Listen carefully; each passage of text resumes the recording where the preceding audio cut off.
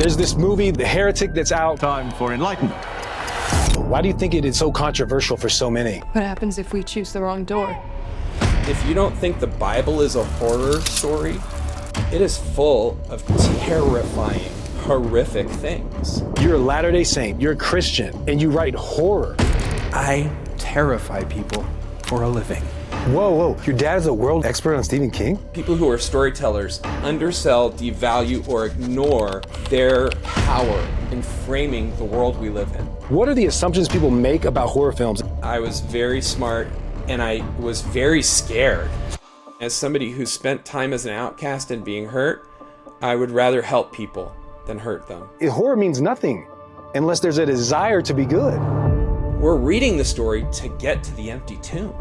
That horror chapter enables the redemption chapter, which then enables eternal progression, which we like to call heaven or happiness. That's the story I want to tell. There's this movie, The Heretic, that's out. Why do you think it is something that's so controversial for so many? From your perspective, right? I think part of it is just people are curious about us, you know? And then there's also the part that's fed by the media that's just like, hey, anytime you can find a freak show of any kind, it's gonna be more interesting. And that can be an actual, I use freak show kind of in the pejorative old-fashioned sense. Like they would pay a nickel to see the bearded lady or, you know, the reptile boy or whatever. And there's always been that kind of fascination with the grotesque or the mysterious. And that's what fuels a lot of scary stories. So when you put those two together, it's very easy to see why it would work. And also, we're just easy pickings for a lot of people. And I personally, I want to preface this by saying, I don't think we're overly burdened by being attacked constantly. Most of the time, we go about our lives. We're not being, you know, actively murdered like was once upon a time. But we're a little less protected. Like if I wanted to make a movie called Man Attacks Fat People, like huge problems right from the beginning because it's so obviously not okay. But there's definitely a sense with at least some people, like you can pick on these people, and these people. You can't say the N-word. You can't say the L word, but you can call somebody a Mormon or make a joke about their magic underwear, and that's totally cool. And part of it too, and this is a good thing on our side, is we don't have like an ACLU, you know, we don't have a group that's actively going out there and trying to steamroll anybody who looks at us funny, which I think is in our favor ultimately because we're being Christ-like, you know, we're agreeing with our enemy while we're on the road with them, and that's pursuant to Christ's teachings. But it also means that if someone wants to pick us up just to knock us down, they can get away with it a lot easier. You know, the church will issue a statement. The church will say, hey, we hope you learn the truth, or this was a negative representation and we hope you all understand it's not for real. But the rest of the movie-going audience, they're just out there watching the movie and they, as far as they know, a lot of them thinks it's true. It sounds like there's, and generally from what you're saying is that, you know, we're basically easy to pick on, I guess you could say, you know, and then maybe that is the reason why it is significant that we're now using the word, you know, the name, the Church of Jesus Christ of Latter-day Saints versus Mormon. Yeah.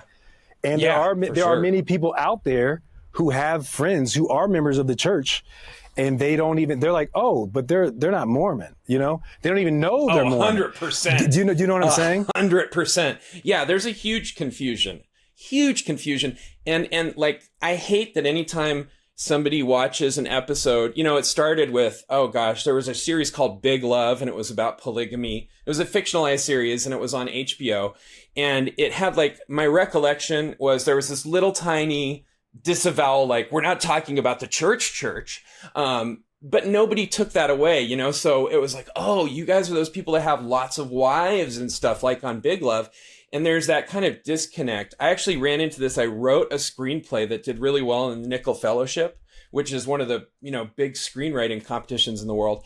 And it was about the Crusades. It was totally fictional. But I had readers in studios coming in and being like, where is this? Where did you get this research? Where did you find this information about King Richard? And I was like, dude, that's not the King Richard. It's just a guy called Richard. Movies are so incredibly overwhelming of our senses. You know, we go into a big dark room full of hopefully quiet people, and your whole world is this screen with really loud sound. And that's awesome, but it also kind of turns off a lot of our critical thinking. So instead of going, hey, I wonder if this is true moment to moment, if it's framed right, even if it's framed accidentally like I did it, I was like, the Crusades are real, very little of the rest is. People are going to go, oh, wow, that is my current representation of that subject. And so if we've got incorrect representations of what people perceive as the church in things like, what Secret Lives of Mormon Wives, or the one that Andrew Garfield was in recently about some murders that happened, Under the Banner of Heaven, Yeah. And they're not really about mainstream, the Church of Jesus Christ of Latter-day Saints. They're usually about splinter groups and or excommunicated people. But that's not as easily spotted when you're being inundated with all this really incredibly interesting stuff. You're thinking about like, oh my gosh, did they really have a swinger party? And not going, wait, are these members of the church or some other group? There's a dearth of critical thinking when we're watching those things. Yeah, I think that's so important that you're saying that, because there's almost like there's two sides, right? There's the thing that people assume that it is, and then there's the thing that it actually is. But, yeah, when it comes to film, I mean, you're a storyteller, like it is very, very powerful. Film, 100%. Like stories are powerful, narratives are powerful. And, I mean, you as a professional writer, what kind of responsibility is that for you in your perspective? And what are we talking? Like, is there a responsibility? Like, is there, I would say, like an ethics to this? I think so. This is me. You've stumbled onto my high horse, so thank you for lifting me into the saddle. But when I go to like Comic Cons or writing conventions, one of my hugest pet peeves is when someone says, I follow my muse wherever it goes. Or someone will ask a question of the panelists like, do you consider the audience? And most of the writers up there are like, no, this is the story I have to tell. And I always think that's weird, because if you went to like a surgeon and he was going to pull out your gallbladder and you're like, so tell me about the process. And he goes, well, I'm going to cut you open from here to here because that sounds fun. And then root around and just kind of see where the urge takes me. And you're like, are you going to do the gallbladder? He's like, that's really not your thing to do. That's my thing. And I'm going to follow my surgeon muse wherever it takes me. If you heard that from a surgeon, you'd be like, well, that's a sociopath. That's what we call that kind of person. But for some reason, when an artist says, I'm going to do whatever, irrespective of the ultimate effect, we don't go, that's a sociopath. We're like, how brave. Oh, I think. What do you mean? Well, so artists can be like, I'm going to put up this thing, and I'm not going to consider whether it's a net gain to the universe or a net detriment. Or maybe I do consider, and I 100% know it's a net detriment to the universe as a whole, but it's a story I have locked inside of me, and that in and of itself is rationale enough to say it. And I think artists, when I'll talk to schools or I'll talk to groups of kids sometimes, and I ask, who are the most powerful people in the world? And the kids go, they're the president or my mom, or some people will say like Jesus or, Buddha or some religious person like that. And I go, that's all incorrect. The most powerful people in the world 100% fall into the category storyteller, because every major movement, every important thing that happens on a human scale sphere, like a big momentous event, it all occurs driven by a story. Apple is sort of the dominant, coolest tech giant for so many years, not because their technology is better, because sometimes it definitely ain't, not because it's cheaper, for sure, but because they were like, here's our story, think different. We're different, and that's the story we're telling. And if you buy an Apple, you're not just buying your parents' dumb PC, you're being the cool kid with bright colors on your table in the dorm room. And that was a story, and Christ, obviously, that's the story. That's the first, original, and most important story of where did we come from? Why are we here? And how do we get back to live with the Lord? So I think people who are storytellers undersell, devalue, or ignore their power in framing the world we live in. And I think you can talk about anything. I'm like, people go, can you talk to kids about sex? Absolutely. Can you talk to them about violence? For sure. Can you talk to them about anything? Yeah, kids lived through the Holocaust. They can handle that stuff. Now, you use different vocabulary when you're talking to kids. And that's the point, is like, if you're talking to a kid, hopefully you're going to go, now, is telling them this story this way going to mess them up forever? Maybe I shouldn't do that. Maybe I should tell it differently. Or maybe I should wait until they're older and can handle it. But for some reason, a lot of us writers go, it's okay if it's a story. I think we have to first question, we come up with a story and go, is that a good story or a bad story? And it doesn't have to be like, I'm going to teach a lesson. Sometimes a good story is just, I need to check out for 2 hours and watch a movie because my world is crumbling and I'd like to not weep in the corner. So I'm going to watch like something where things blow up real good and the good guy wins in the end and there's laughter. You know, that is a good thing. We all need to, loosen that bowstring. But we can't just do whatever. But potentially that might be really the reason why we are so attracted to stories. Something that you said at the beginning was very interesting to me. You didn't say it directly, but you made me think of the idea and why this idea of this movie Heretic even matters. Because I think that a lot of people who are not members of the church, they might be members of another religion. And I feel like this movie is like, it's almost, people, I think, obviously people are relating to it that aren't members of the church, even though it's about two missionaries, right?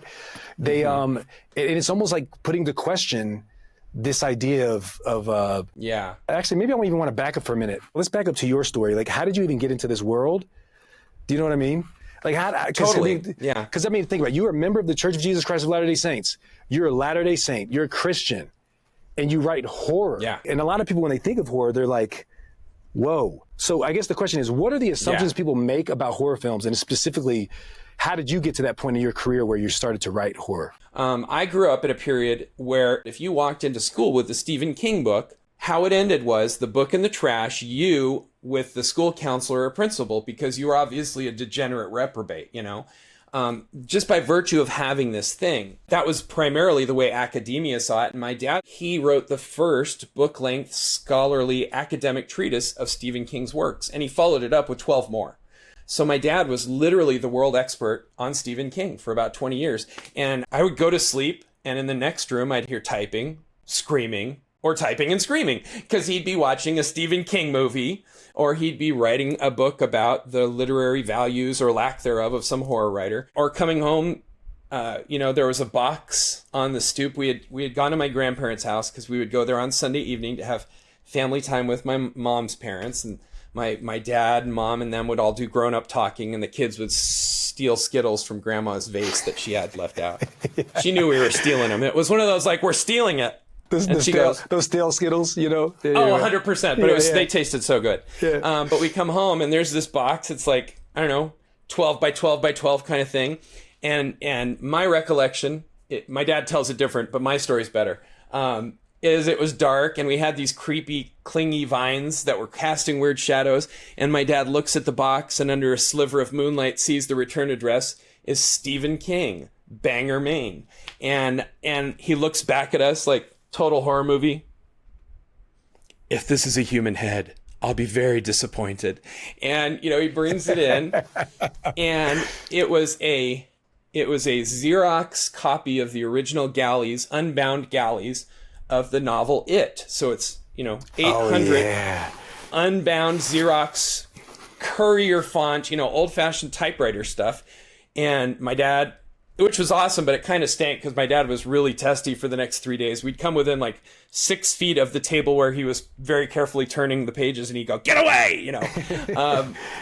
So that was just the world I grew up in. I wrote my first story before I was 4, and it was just a short story. Yeah, and the whole thing was like there was a parrot, crayon, flew out of the cage, the end. And my dad, this is why my dad's awesome. He's like, he didn't go, "That's really good. Magnet, fridge." Yeah, he went, this is so good. Why do you think the parrot wanted to leave the cage? Was it not a nice cage? Well, maybe there is a monster. What do you think that would have been? And he like helped me build out this little story. And then he put it on the fridge with the magnet. So it still, got that ending. But I started writing stories as just something I saw my daddy doing. He would be typing. And so he brought home a black box, and I was close to 3, I think. And I tell kids today, I'm like, imagine if you got this box from your dad and you opened it and it was a PS5 with all the games, or it was, the newest PC, or it was keys to a car, and how bananas you would go, how completely you would lose your mind with happiness. Well, my dad opens up this box and inside is a blue and white electric typewriter, and I lose my mind because he's like, you can use this one. This isn't mine. You can use this one. I'm like, awesome! And I started writing those stories, and I do love horror. I love scary stuff, and I have since I was little. And part of the reason for that is rooted in difficulty, because I had some tough things happen when I was a kid. And horror, here's one of the cool things about horror. You're saying that that's what, I guess, because I think that's what I'm interested in, is what caused you to be drawn to the horror as a kid. Is that what you're saying? Yeah. I had, and I don't want to overstate it or understate it. I tell my kids, everybody's life is the hardest thing that's ever happened to them. And it doesn't matter if they're like Job or some heiress who has everything catered to her. Whatever they're undergoing is literally the hardest thing they've ever experienced, because their life is defined by their experience, not by someone else's. So I don't want to, overstate my tragedy or anything, but I had some unusual things happen that I think were difficult because I was fairly intelligent and my mind works very differently in certain ways than other people. And we could talk about. Yeah, let's talk about it. Like how? Help me understand. Okay. All right. Well, so there's some of them are very surface. My wife and I, we were reading a book together soon after we were married. Like, I'm sitting here with my book and she's sitting here with her book. And she looks over, I didn't realize it, but she said she'd been watching me for 5-10 minutes. And she finally goes, "Are you even reading those?" And I was like, "What is happening?" And she said, "You're turning those pages really fast." And which is when I discovered, she's like, "How can you imagine all those things happening in that book?" And I went, what are you talking about? She goes, "Like all the pictures and the scenes." And I went, "Wait, what?" I had never realized I don't see pictures when I read a book. I don't have images in my head. I read words on a page that set things up in my brain that are responses, but I have never once pictured the thing that I'm reading. And so like I go to see a movie adaptation, and I don't get mad because don't they realize the hero's eyes should have been blue? Because like I never saw the hero's eyes until I was watching the movie. So there's things like that I was just wired slightly different with how I perceive the world. And I have major mental health disorders that gallop through my family. Now, when did you first notice? When did you start noticing this? But the picture thing was with your wife, right? But when you were a kid, picture thing was my whole life, but I had no idea. But I was blitzing people. Like I would finish a test, literally, I'd be done with a test in 5 to 10 minutes that the whole rest of the class was taking an hour and a half on. Because I didn't need to do extra processing. I just saw the information. And so I ended up being, for a while, my mom was taking me to the local community college when I was 10, so I could take math classes there. And so that's really cool. But if you're like the tiniest person in the class, you're the youngest person in the class, and now you're the weirdo who's also being picked up by his mommy every day and brought back. And so like I had a number of teachers who were wonderful, and a couple that I thought my mom was joking about this, but she said, I was like, "Why does this teacher hate me so much?" And she said, "Because you're smarter than they are." And I was like, that's not possible, because I'm 10 and they're like old. They're so old. They've got to be at least 30. They're so old. And I thought my mom was kidding. And then recently my wife found some of my old papers and she walked out, and again, like she was with my screenplay over the trash, she was livid. She's like, "Who are these people?" And they had written nasty stuff about me. This is my teacher who was supposed to be... Like what? Just like, maybe if you weren't so stuck up, you'd be able to write these sentences better. And by the way, I'm writing college level sentences in 4th grade. So like, this is an inappropriate response at best. So I had that happen. The other kids, by and large, didn't like me because, and partly my fault, I was very small, I was very smart, and I was very scared, like we were talking about, because everybody's bigger than me. And yeah, I can take a test faster, but I can't catch a ball. I'm the slowest person in the school. Like, if I'm sports, I'm dead last at everything. And so sometimes I would go on the attack, and I would do it the way I knew how, which was with my words. And I would make somebody feel kind of casually stupid. And I'm deeply ashamed of that. Obviously, like, that's not something I'm proud of. It was a fear response, which is usually a key that you're doing the absolute wrong thing. But so I grew up pretty alienated for most of the other kids. I grew up with, like, I left one school to go to a school where they just let me sit in the corner with my own books and teach myself. And as I was leaving the first school, all the kids lined up and sang, "Hooray, the brain is leaving." You know, so that gives you like an idea how isolated I was. Wow. But again, like, this is part of why I love my parents so much, because they were there for me and they helped me find goodness, and it was still hard and heartbreaking, but they were there for me. And also, you know, I'm isolated from a lot of things, which is tough, but I tell kids, like, here's my testimony of church. I went to church with people that were, a lot of them, very mean to me.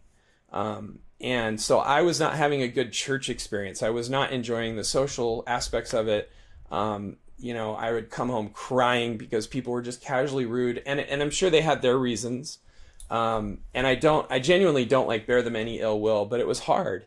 And I knew I didn't want to be bothering with this stuff if there wasn't a darn good reason. And so I began really seriously looking at my own testimony and whether it would be my testimony or my parents'. And if it was my parents' testimony, I would not continue because it simply wasn't worth it. And so, again, I'm a little younger than the average. This is me as a 10-year-old kid having very deep philosophical thoughts about the nature of God. But I researched and I had read all the standard works, all of them, by the time I was 11 or 12. And so I remember very clearly sitting there in a pew at church, and this is on my mind. It's like, I kind of get the Joseph Smith story where he's this kid and this is really weighing on him, like these questions. And so my dad and mom my dad was the organist, which is super cool because he's deaf. He's functionally deaf. Like, he can hear something, but he's not heard a lick of any of the music he's played in the last 30 years. So he was the organist and my mom was the chorister in every ward we were at. And so we would get there early so that they could practice, because my dad had visual cues. He couldn't hear the stuff. And I'm sitting there while my parents are playing, and I'm reading in the hymn book, and I had recently learned that Joseph Smith's favorite song was "A Poor Wayfaring Man of Grief," and he asked that it be sung in Carthage the night before he died. They just sang it over and over again. And so I'm reading this script of this hymn, just all by myself, and thinking about the cost of coming to this place. And just, I remember thinking, like, is this true? Is it worth it? And, you know, this is where people who don't believe in religion, I get it, because they have a set of experiences that they expect. And maybe this experience doesn't resonate because they have nothing like it in their background. So of course, it's like, I've never been on the moon, and no matter how much Neil Armstrong tells me about it, I'm not going to get it. And so a lot of these people who have resistance to religion, they've had poor experiences or they've had no experiences. But for me, I'm sitting here going, should I even be here? I'm here freaking an hour early for a church service that I don't even want to go to because everyone's mean. And so is this true? And I'm reading A Poor Wayfaring Man of Grief, and this silence enveloped me. My parents are still playing, but the whole world turned off. And I just heard in my head, and again, I don't see pictures. I don't hear things in my brain. Like, I don't have that kind of imagination. And I heard in my head very clearly, of course it's true. Stop worrying about it and start making it work. And that was a massive turning point for me. And it was something very sacred and important to me. And it made it so that, you know, things did not turn around in that ward. And I worried for a long time. I was like, maybe it was me, but another good friend of mine grew up in that ward, and he's an author too. And we met for dinner, and I was like, what do you think of our ward? He was like, mean people. Well, go back for a second. Why do you think that was the thing that he said? Why do you think that it was that thing, knowing that you don't, he could have said anything. Why do you think it was that? Oh, I you know what? Here's my only answer to that. Anytime, Heavenly Father, directly or through the intermediary of Christ or the Holy Ghost, anytime any of those good folks do anything, it's because that's the thing that will affect us the way they want it to. And what I mean by that is I think we get really hung up on the jots and tittles of the commandments, like, well, I'm supposed to keep the Sabbath. So am I allowed to walk around the block with my family, or is that Sabbath breaking? Well, if the walking around the block is okay, can I like scooter with them? Or what about going to the park? Like we have these breakdowns, like what's okay and what's not. And I think the Lord is going to go, here's what's okay and what's not. Anything that moves you towards me is okay. And anything that moves you away from me is not. So for instance, general rule, don't kill people. It's going to move you away from me. Nephi, definitely kill that guy, because that's going to move you and the rest of the world toward me.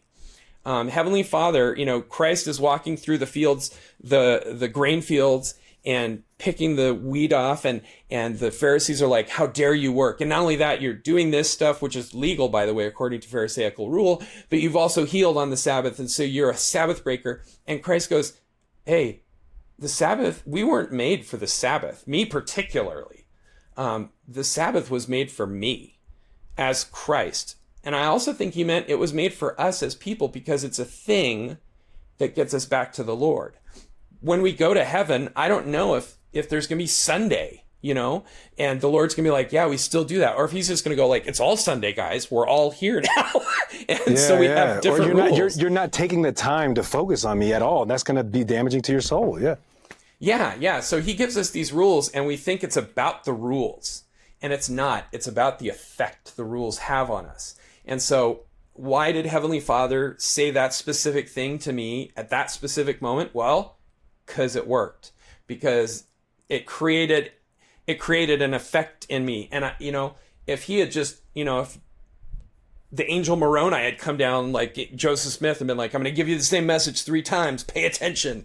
I don't know that it would have had as stirring an effect as just that moment of silence in that cluttered world that I was existing in.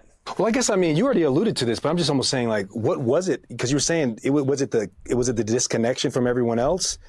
And was the catalyst to, what is this all about? And then he wanted you to, that's more of what I mean. Like, why did it matter? Like, what was at stake that made it matter to you? Well, again, like, I knew that church culture was important to my family. And they made that very clear. My parents have also really, they have insisted that we do things for family culture reasons, but they were pretty good about being like, but this is because we think it's good for you, not because we want you just to do it.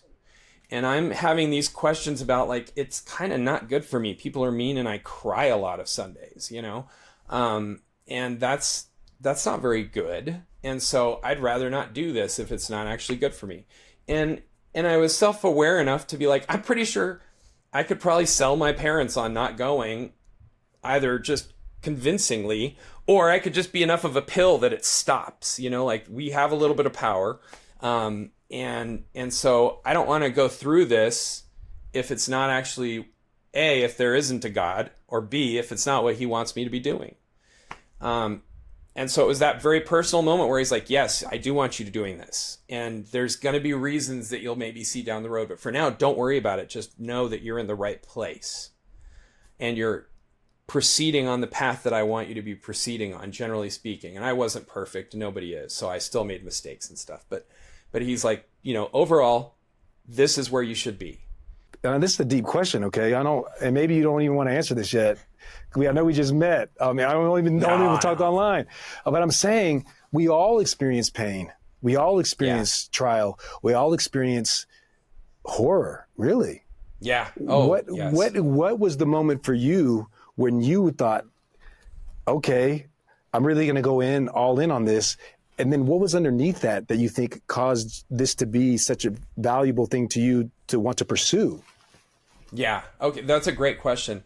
And I'll be honest, I'm not going to answer like a lot of authors as far as the drive to do it as a career. I didn't want to be a writer. I never wanted to be a writer because I didn't want to live that kind of very off-kilter, insecure lifestyle. And I don't mean any disrespect to people who do want to be artists or whatever. That's fine. I just didn't want that for myself. I wanted security from a very young age. I knew I wanted a family. I wanted a wife. I wanted kids. And that was one of my primary drivers. And so I entered law school because I had an aptitude for that sort of thing. And I knew it would be a way to take care of a family. And sure enough, I got married, started having a family.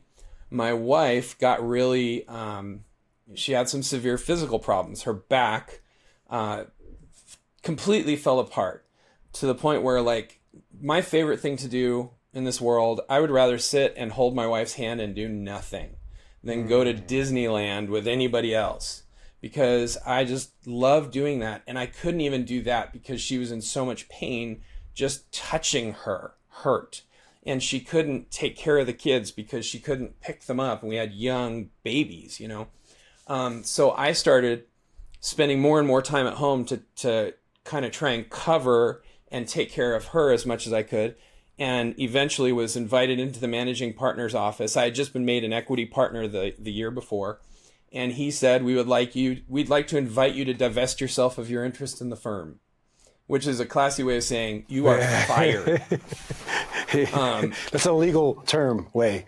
Yeah, he was, you know, and I don't fault him for it, because like I went from this pretty go-getter kind of worker to part-time as a partner, and that's not okay.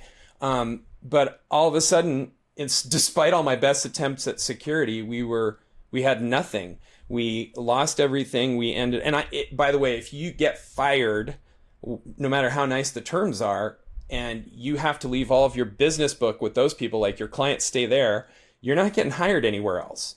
And so we lost everything that we owned. We went into debt, tremendously, horrifically. We ended up living in my parents' basement with our whole family. So we had five people in, you know, like 2 small bedrooms. And that was our world.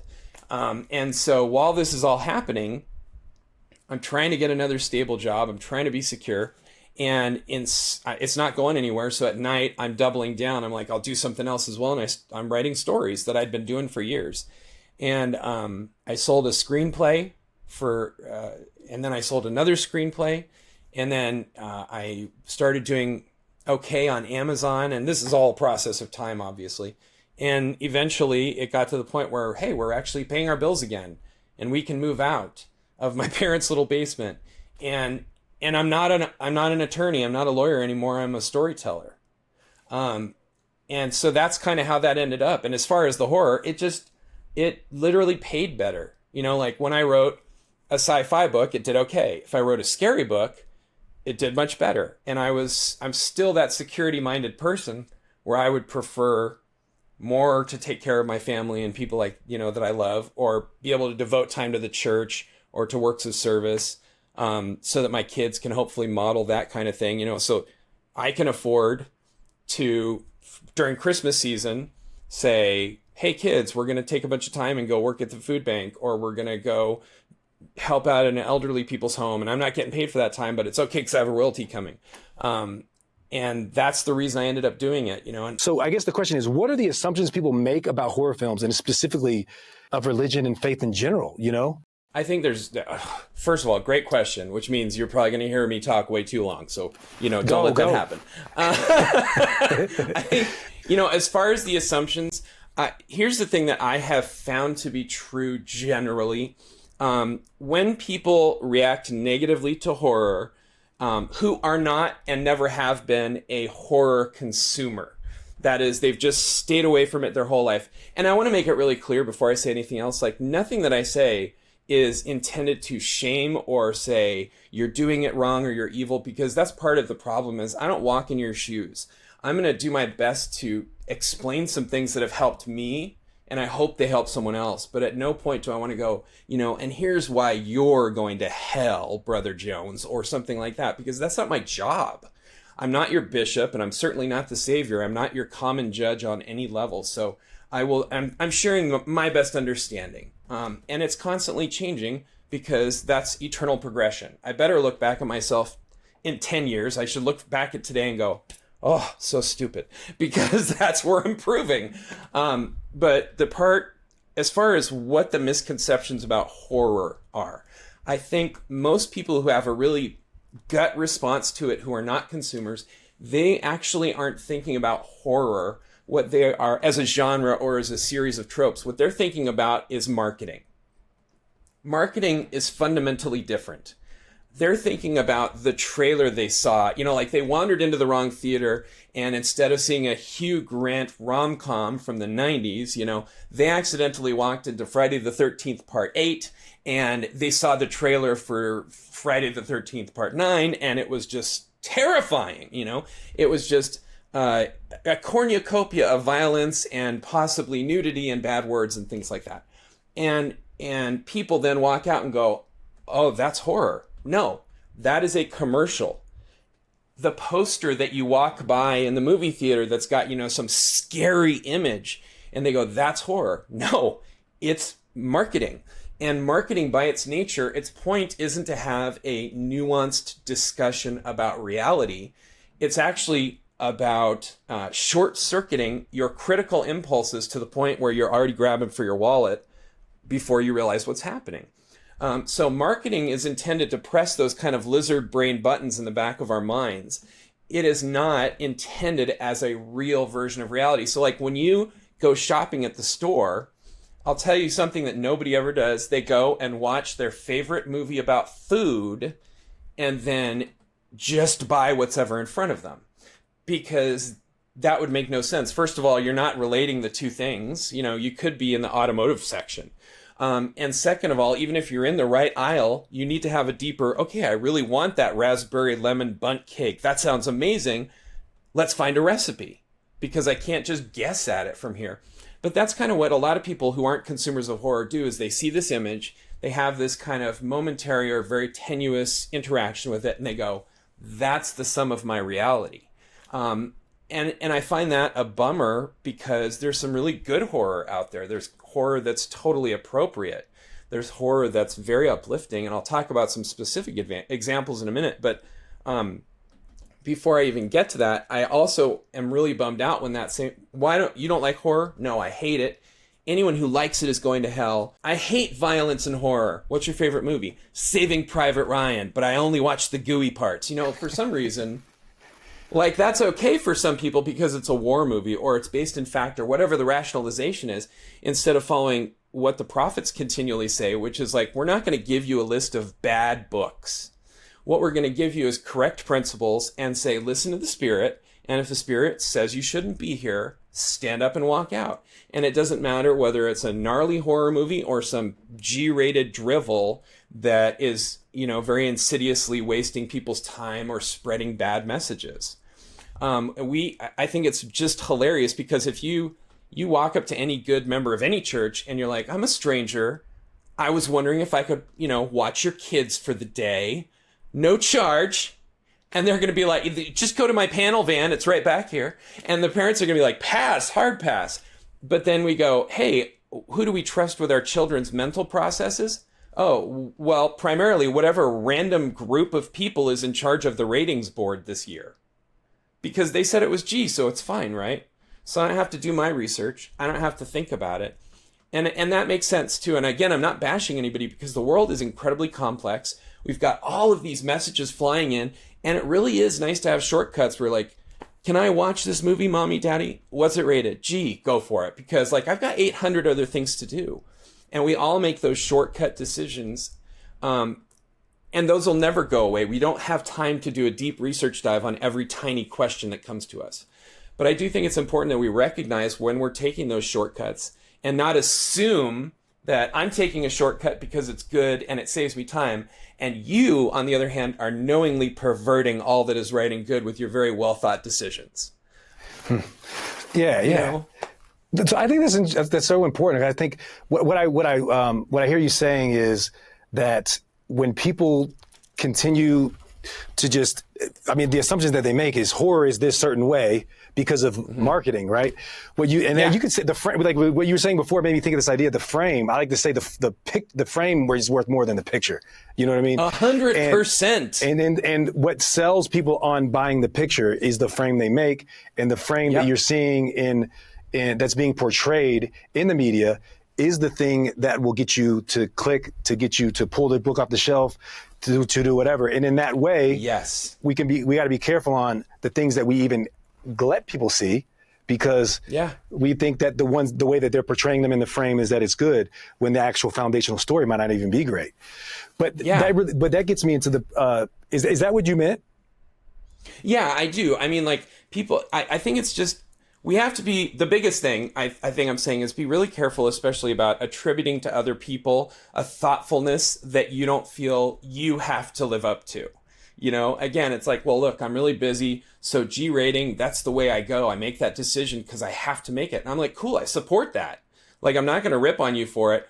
But then if you look at my shortcuts, which are different or don't overlap, I would ask that you not judge me negatively, because most of the people that I get the most trash talk from have never met me, you know? And I was sharing with you earlier, most people are actually, once I sit them down, they kind of go, wait, you're what? You remember the Church of Jesus Christ Latter-day Saints? Like, you like church? And I go, yeah, like I teach Sunday school. I've been in the bishopric, you know?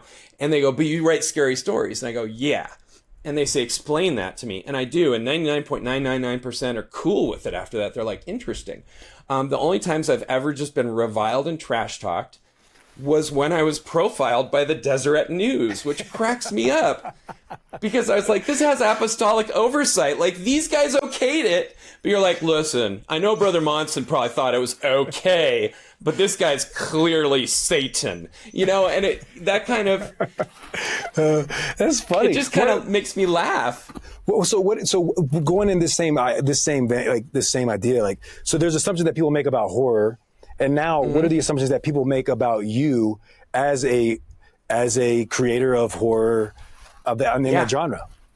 Yeah, okay, so yeah, that's a huge thing, is we make assumptions about the consumers and about the creators on a sliding scale of grossness. For some people, it's like, well, that guy likes horror books and his parents led him astray, so that's, no man shall be punished. You know, we'll all be punished for our own sins and not for Adam's transgression. So his dad's definitely going to hell, but that guy, it's not his fault. But they think, a lot of people are like, but it's clearly evil stuff, so there must be a disconnect there. And then the people who create it, they're like, well, they're just perverts. Let's just say it like it is, you know? I remember, I'm not making fun, and that's a reasonable assumption to make, because you're like, this came out of your brain, so isn't it representative of you? When my wife and I were first married, poor lady, first of all, Heavenly Father was so involved in our marriage, pushed us together so hard, and so we went out on a date, and we were engaged a week and a half later, and it was very clear that a week and a half, 23 years, by the way. Wow. And this wasn't like, look, my wife is super smart. She's so spiritual, and she's just like, the first time I saw her, I literally went to my friends, that's the most beautiful woman I've ever seen. So she had prospects, you know, like, she didn't have to marry me. And I did okay on the dating scene because I can be goofy. And some women like that. So I was always grateful I could be kind of derpy. But we didn't have to marry each other. There was other options, but Heavenly Father was like, no, you have to. And that's a whole other story that I don't typically share, online, because it's sacred, it's important. But there was very clear, you guys need to be together.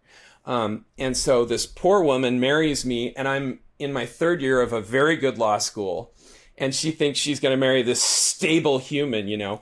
And a year into our marriage, I'm like, oh, by the way, I like to write stuff. And then a couple years later, she realizes, like, oh, he really means it, you know. And so I came home from work at the law practice one day, and she had a screenplay I'd written, because one of my presents to her, we were poor, I said, anything that's mine is yours now. And I showed her all my old stories and my journals. I said, you can read anything that you want in here. And I've never said that before to anybody, but if it comes out of me, you are privy to it. And so I come home, and she's got this screenplay. She's been waiting for me. It's over the trash can. And she's just staring at me, and she goes, how could you write something like this? And it shocked me, because I had never realized that turning over my privy thoughts to her she might believe this is every thought he has is representative of desire or belief. And we walked back off the edge, and I said, "What are you talking about?" And she said, "There's this scene where this girl gets her shirt pulled up, and that's so ugly and gross. And, they had a bra, so it wasn't like I was doing just a nudity scene." And I said, "The reason I did that scene was actually because everybody in this movie is terrible. And when this one person sees this has happened and she's unconscious, he puts her shirt back.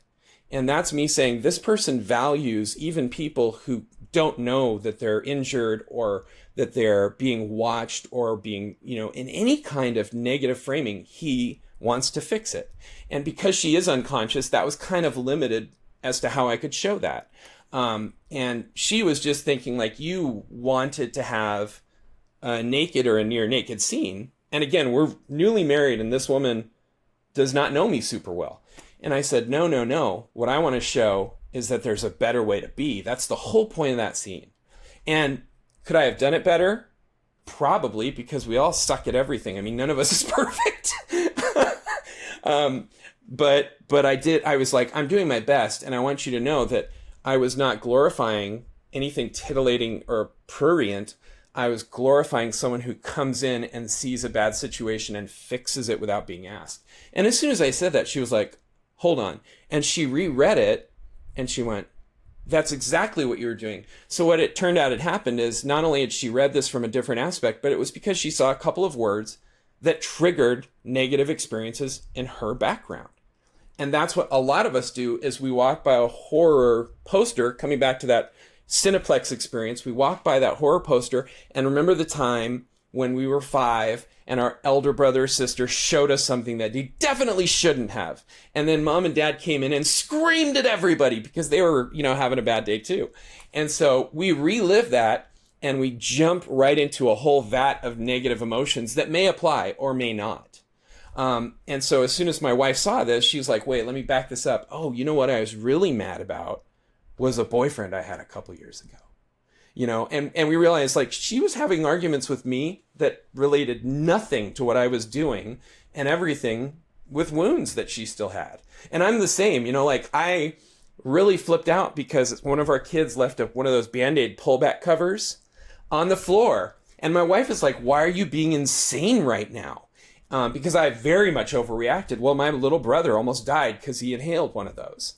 And so I have a massive reaction when I'm like, oh my gosh, we might as well just start murdering children by leaving the Band-Aids out, That's not reflective of objective reality, but it's reflective of the experiences and the fears that I have. And that's why people make those misperceptions.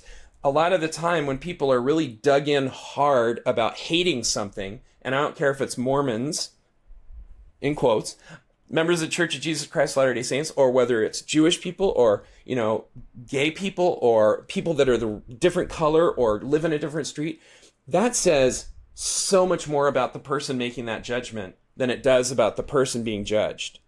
This is that so holds deep. true no matter what. I don't care if you're judging Hitler because you saw Hitler on a poster. Now, Hitler is pretty awful, but you're not making a representation or a judgment call based on his awfulness in that moment. You're making it based on your own histrionics, on your own baggage. You're projecting, right? Is that what you're saying? Yeah. Oh, 100%. Yeah. Yeah. And it might not be just because, I don't like.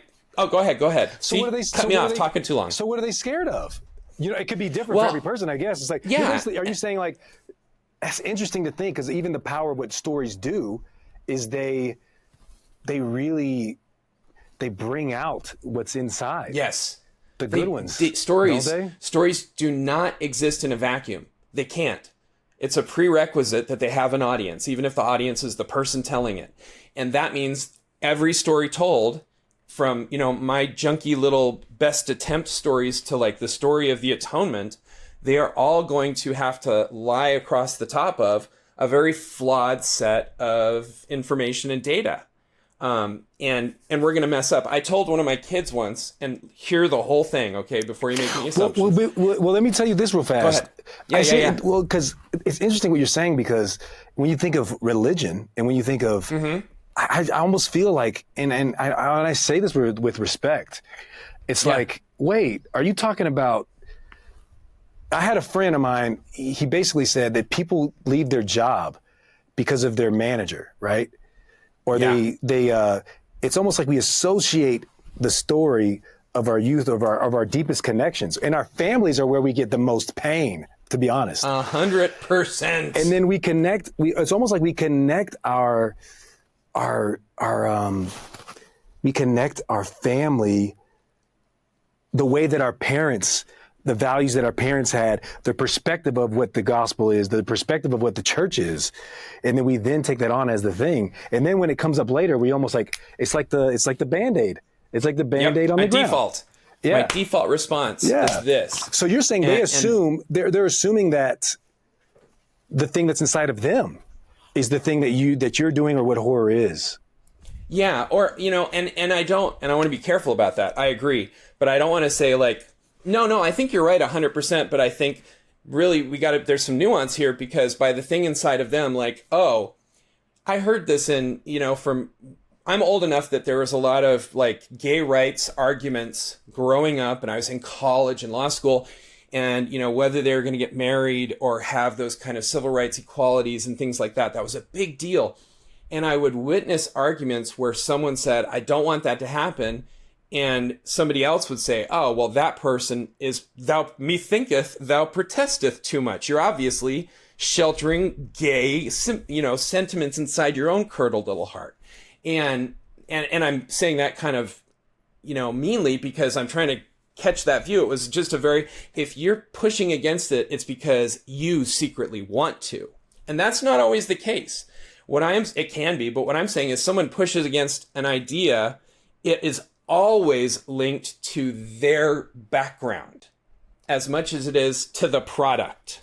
But it's very possible I have this gut reaction because I was so scared when my neighbor, trying to be a cool person, showed me something horrifically inappropriate. And that's the reaction I'm having, is this, get away, it was hurtful, and I don't want it to hurt my kids or my friends. Yeah, we're avoiding the thing that we assume will bring the most pain. Even if we don't struggle with it, we don't want it. Does that make sense? Yeah. Or Totally. We fear it. It's almost like it's the thing we fear is the thing we attack, right? Yes. Because to be honest, think of Jesus. He did not, the person who's, it's hard to find somebody who's really secure in their health to be like, you almost point the finger at the thing you're insecure about. And what I think that is, 100%. it's almost like our lack of faith might be the thing that causes us to accuse and to point out at others, right? Yeah, 100%. Yeah. And I don't know, we can't make assumptions, but I'm saying that's an interesting perspective. Well, and again, you're right. We can't say across the board any one person is doing this one thing all the time. But I think it is safe to say we do not fight things that don't worry us. I have never in my life tried to fist fight the oxygen around me. It's not a concern. I like it. You don't even think about it. I get real mad. Yeah, I get real mad when a mosquito is bothering me, and if somebody's pointing a gun at me, that's that's a top level thing, that's concerning me because it can change my universe. And so if I'm looking at things that are of the world, if I have faith and someone says, I have a question for you, I go, let's talk, because I'm not worried about their knowledge trumping my testimony. And in fact, my bedrock belief is I might be wrong about things, but I believe, given time and resources, which again is the plan of salvation, it's eternal progression, I can find the right answer. And whatever the right answer is going to be God's answer. It's not that I know everything perfectly. It's that I shouldn't have to be afraid of imperfection, especially if I believe in the atonement, because that's the whole point of the atonement is it's like you're going to make every wrong choice. Nothing we do is going to be 100% right because we're fallen creatures. We're imperfect. But hey, guys, guess what? That's why I'm here, says Jesus, because I'm going to wipe away those imperfections in my own surfeit of perfection. So if I believe in the atonement, I really foundationally, like at a gut level, believe I shouldn't fear that somebody is going to say a thing that obliterates me. Even if they say something true that my religious background doesn't understand yet, some people go, well, then the whole thing's blown out of the water. And I go, that is an interesting and very cool fact. Let's figure out how that fits in the framework of the atonement. Because if the atonement's real, it will.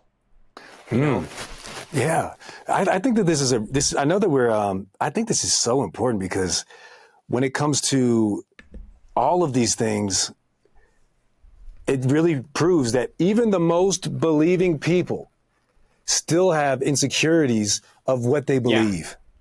Yeah. And, all of us. And one of the signs of that is the way that we overreact to things, is what I'm hearing you say. Yeah. And Totally. I think that because we're fallen, because we live in a world that isn't perfect, we're imperfect, and we do fear death. I think that's why horror is probably so prevalent. It's like, I mean, I remember talking to you before we filmed this, and it's the most highest grossing, genre. It's the biggest profit margin. Biggest profit margin. 100%. Yeah. That it costs less to make and they make more from it. Because I think deep down, there's something in us that has curiosity. But you could say this, and this is why I want to get into like the idea, and I cut you off before, we never let you get back there with your son. No. But the idea of like, but I'm just saying like what really, so then what is horror? If it's not that, if it isn't what people think, if it is really the kind of, the reason why it gets us inside is because it really, like the thing that we fear a lot is death. The thing that we fear a lot is, it's like, it hits on the biggest things we fear, right? Yeah, so if it isn't those things, what is it?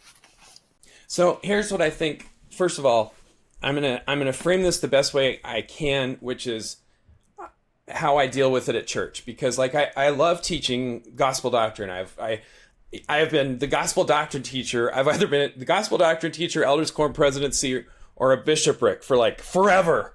And part of it's because I like to talk about this stuff. It's important to me. But then I'll teach a gospel doctrine lesson and some new person will come up and be like, so, you're Brother Collings. Oh, nice to meet you, Brother Smith. We love having you in the ward. And they go, so what do you do? Because that's kind of how we it's a litmus test for people. And I go, I write stories. And they almost always for a long time would be like, oh, like Harry Potter, because that's the default for storytelling for anybody for the last 30 years. And I go, and I did say this because I do like, I do not take myself super seriously. But I said, yeah, kind of. But like if Ron went crazy and murdered Hermione halfway through and then Harry set fire to himself. And the person's like, bink, big eyes. And I said, I'm just kidding. I write everything. And I write for kids, for adults. I write romance. I write funny stuff. I write sci-fi. But I've made most of my money writing scary stories. And they go, say again? What now? Didn't you just bear your testimony powerfully 5 minutes ago at the end of the class? I was like, yes, I did, because that was true stuff. And they said, the person, this is a specific conversation I'm referencing actually, because it was just so much fun after it was all over. And we became really good friends. They said, why would you write stuff like that? Why would you write something where someone gets stabbed in the heart? And I looked at them and I said, I have no interest in writing stories about people being stabbed in the heart. I want to write a story about someone who gets their heart cut out and thrown into a pit and a mountain put on top of it. That's the story I want to tell. And they went, why?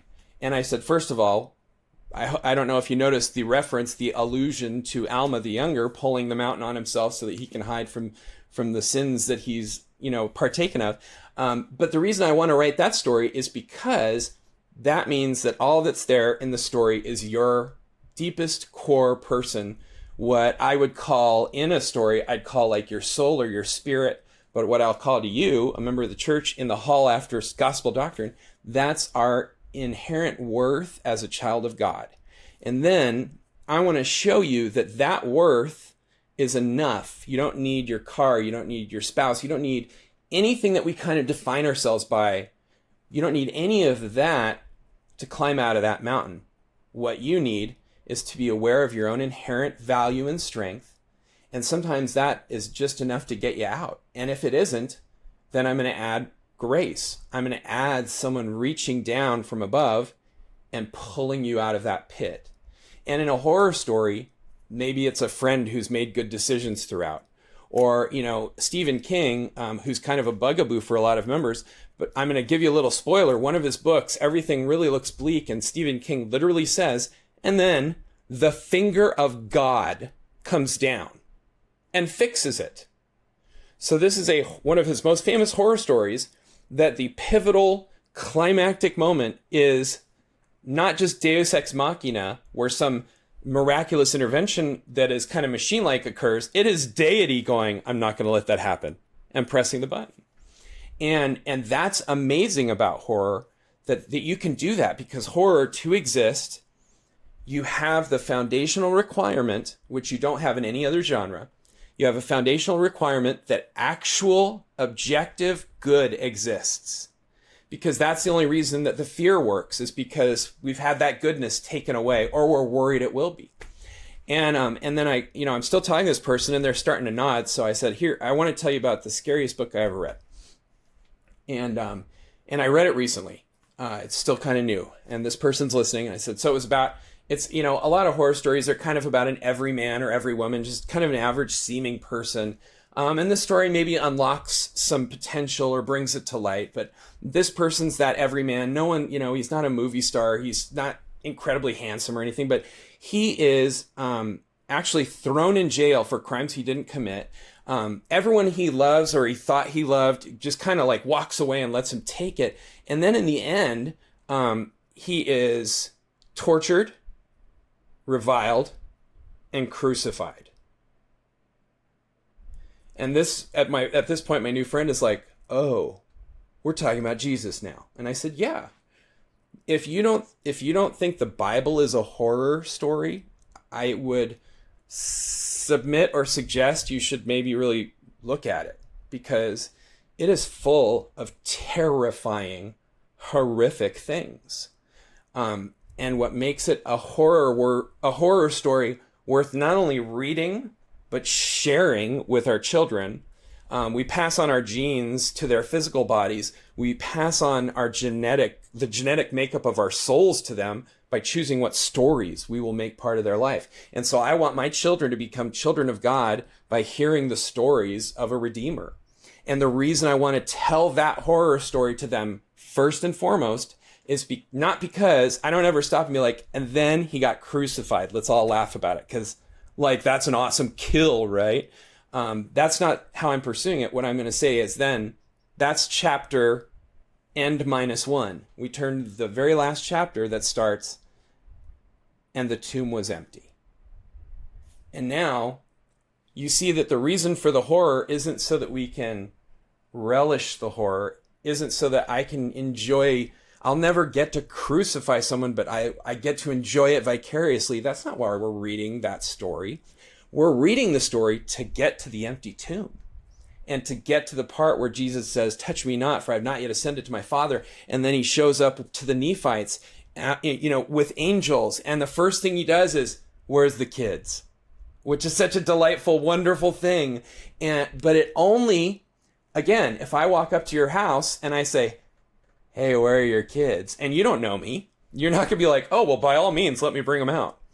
But if you know that this is the guy your parents told you about, and they told you that one wacky prophet we thought was crazy, but he's been talking about, this is the guy, he got crucified. And for me, where are the kids? Now I'm bringing them. Because that horror story has value. But why it has value? Because right there in 3 Nephi chapter 9, everything, all was lost. Yes. They were in the darkest of the dark. They lost everyone. Oh my gosh. They were in the deepest pain in chapter 10. They were wailing for days, and it finally got silent. And then Jesus shows up and he's like, yeah, all of the things that the prophets prophesied, all of the things that the prophets have been saying, and now they have his attention. But it's almost without that darkness, without that pain, they were just going through their life. They were doing their own thing. And so what I want to get at is, the reason why I wanted to pause you for a second is I'm curious about that idea of how important it seems like it's very important, because the horror, without it being that high, there's no room for the good to be that good, or the horror to be that low. It does. Yes. It's almost like horror means nothing unless there's a desire to be good. Bad means nothing unless, you know what I'm saying? There must be opposition in all things, and that's a foundational tenet that we learn about in Nephi as well. Because Lehi and Nephi, Lehi is a very good prophet, and he's doing incredibly hard things. By the way, that's another horror story. Hey, honey, says Lehi to Sariah. Good morning, sweetheart. How'd you sleep? Pretty good. Still working off the welt because, they were throwing the rocks at me. Oh, that's okay. I'm sure you'll be able to stop prophesying soon. Totally. Good news. We're leaving everything. That is a horrific conversation to have with your spouse. Whether they're on board with it immediately or not, any spouse who loves their significant other is going to feel worried about, like, I have to go tell her or him, depending on, who you are, that God has told me to change our lives fundamentally, completely, and irreversibly. And that's kind of a scary conversation, whether it's we're leaving all our gold and silver and precious things, or if I'm looking at a missionary, because I served a mission in Paraguay, and I see a man and woman who've been living together, and they believe the gospel, and they have decided to be baptized, and I've just told them about chastity, and they look at each other and say, we never wanted to get married. Are you okay to get married this week so we can get baptized next week? And it was a delightful, miraculous, wonderful kind of moment when that happens, but there's still trepidation because they're doing something hard. And that's kind of one of the biggest things of horror. It starts with this idea that good and evil are real. And it moves from that to evil is intruding. It is pushing out goodness. And the rest of the book, the brunt of the story, is then going to be, how hard are you willing to work to return to the good? And that's going to determine whether you survive or not. And some of my stories, by the way, everybody dies. Not every story has to be happy. I'm going to spoil it for anybody who hasn't finished the Book of Mormon. The Nephites get wiped out in the end. It's not a happy ending. Everybody dies. Everybody dies. And by the way, Mormon or Moroni, I can think, short of Jesus himself, I can think of no more difficult life to pass through than spending decades with no living people as company, and the only people you maybe see have orders to kill you. Like, it's one thing to suffer boils like Job did, or lose all your family, but this guy lost his family, his nation, his identity, his everything, and then was not even afforded the privilege of having friends come by and be like, you should curse God and die. He just had to run forever. And then how does it end? Well, technically, from like a worldly standpoint, he loses because he dies. The good guys don't win. And that's one of the things that separates Christianity in general and the LDS, the Church of Jesus Christ of Latter-day Saints in particular, is we know there's more to it. So even though the Book of Mormon says, amen, and you close the book and it's over, you're like, but Moroni, he's still around. So this was one piece of his story, and it's the horror chapter. But guess what? That horror chapter enables the redemption chapter, which then enables eternal progression, which we like to call heaven or happiness, or actually joy. It's not just a flirtatious, quick passing moment. It is everlasting contentment in the bosom of the Lord, and in the bosom of Abraham, Isaac, and Jacob, and all the good people that have gone before, paving the way for you.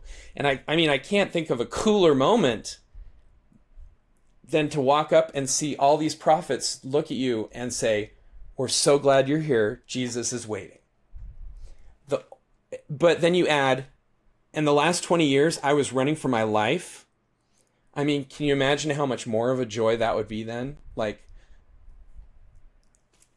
just incredible levels. And it's not because, and I want to be really careful, because some people then they say, hey, the Lord turns these things to good, so I'm going to validate or rationalize my poor choices. I'm going to say I'm going to sin so that I can then be empathetic to sinners. That's not a necessary step. Because first of all, sin comes to us whether we're looking for it or not. That's part of it. We're imperfect. And second of all, in the event you need to have empathy for something you haven't experienced, that's another thing the atonement covers. It'll either help you understand the people and help them and serve them. And if you blow it with the best intentions because you don't properly understand them, Jesus comes in and goes, I got that too. I will fix all of that. It sounds insane. And I think that might be the thing that we fear. And that might be the thing that 100%. That's the thing. But I'm telling you, it's like, there's so many times where in my life, and I'm telling you, every person in the world is going to experience to their degree of what this is, where you have to decide, is this really true? Do I really believe this? Is this really, it's what faith really is. I mean, it's like literally like, I understand, I know what the gospel is. First, faith in the Lord Jesus Christ. Second, repentance. Third, right?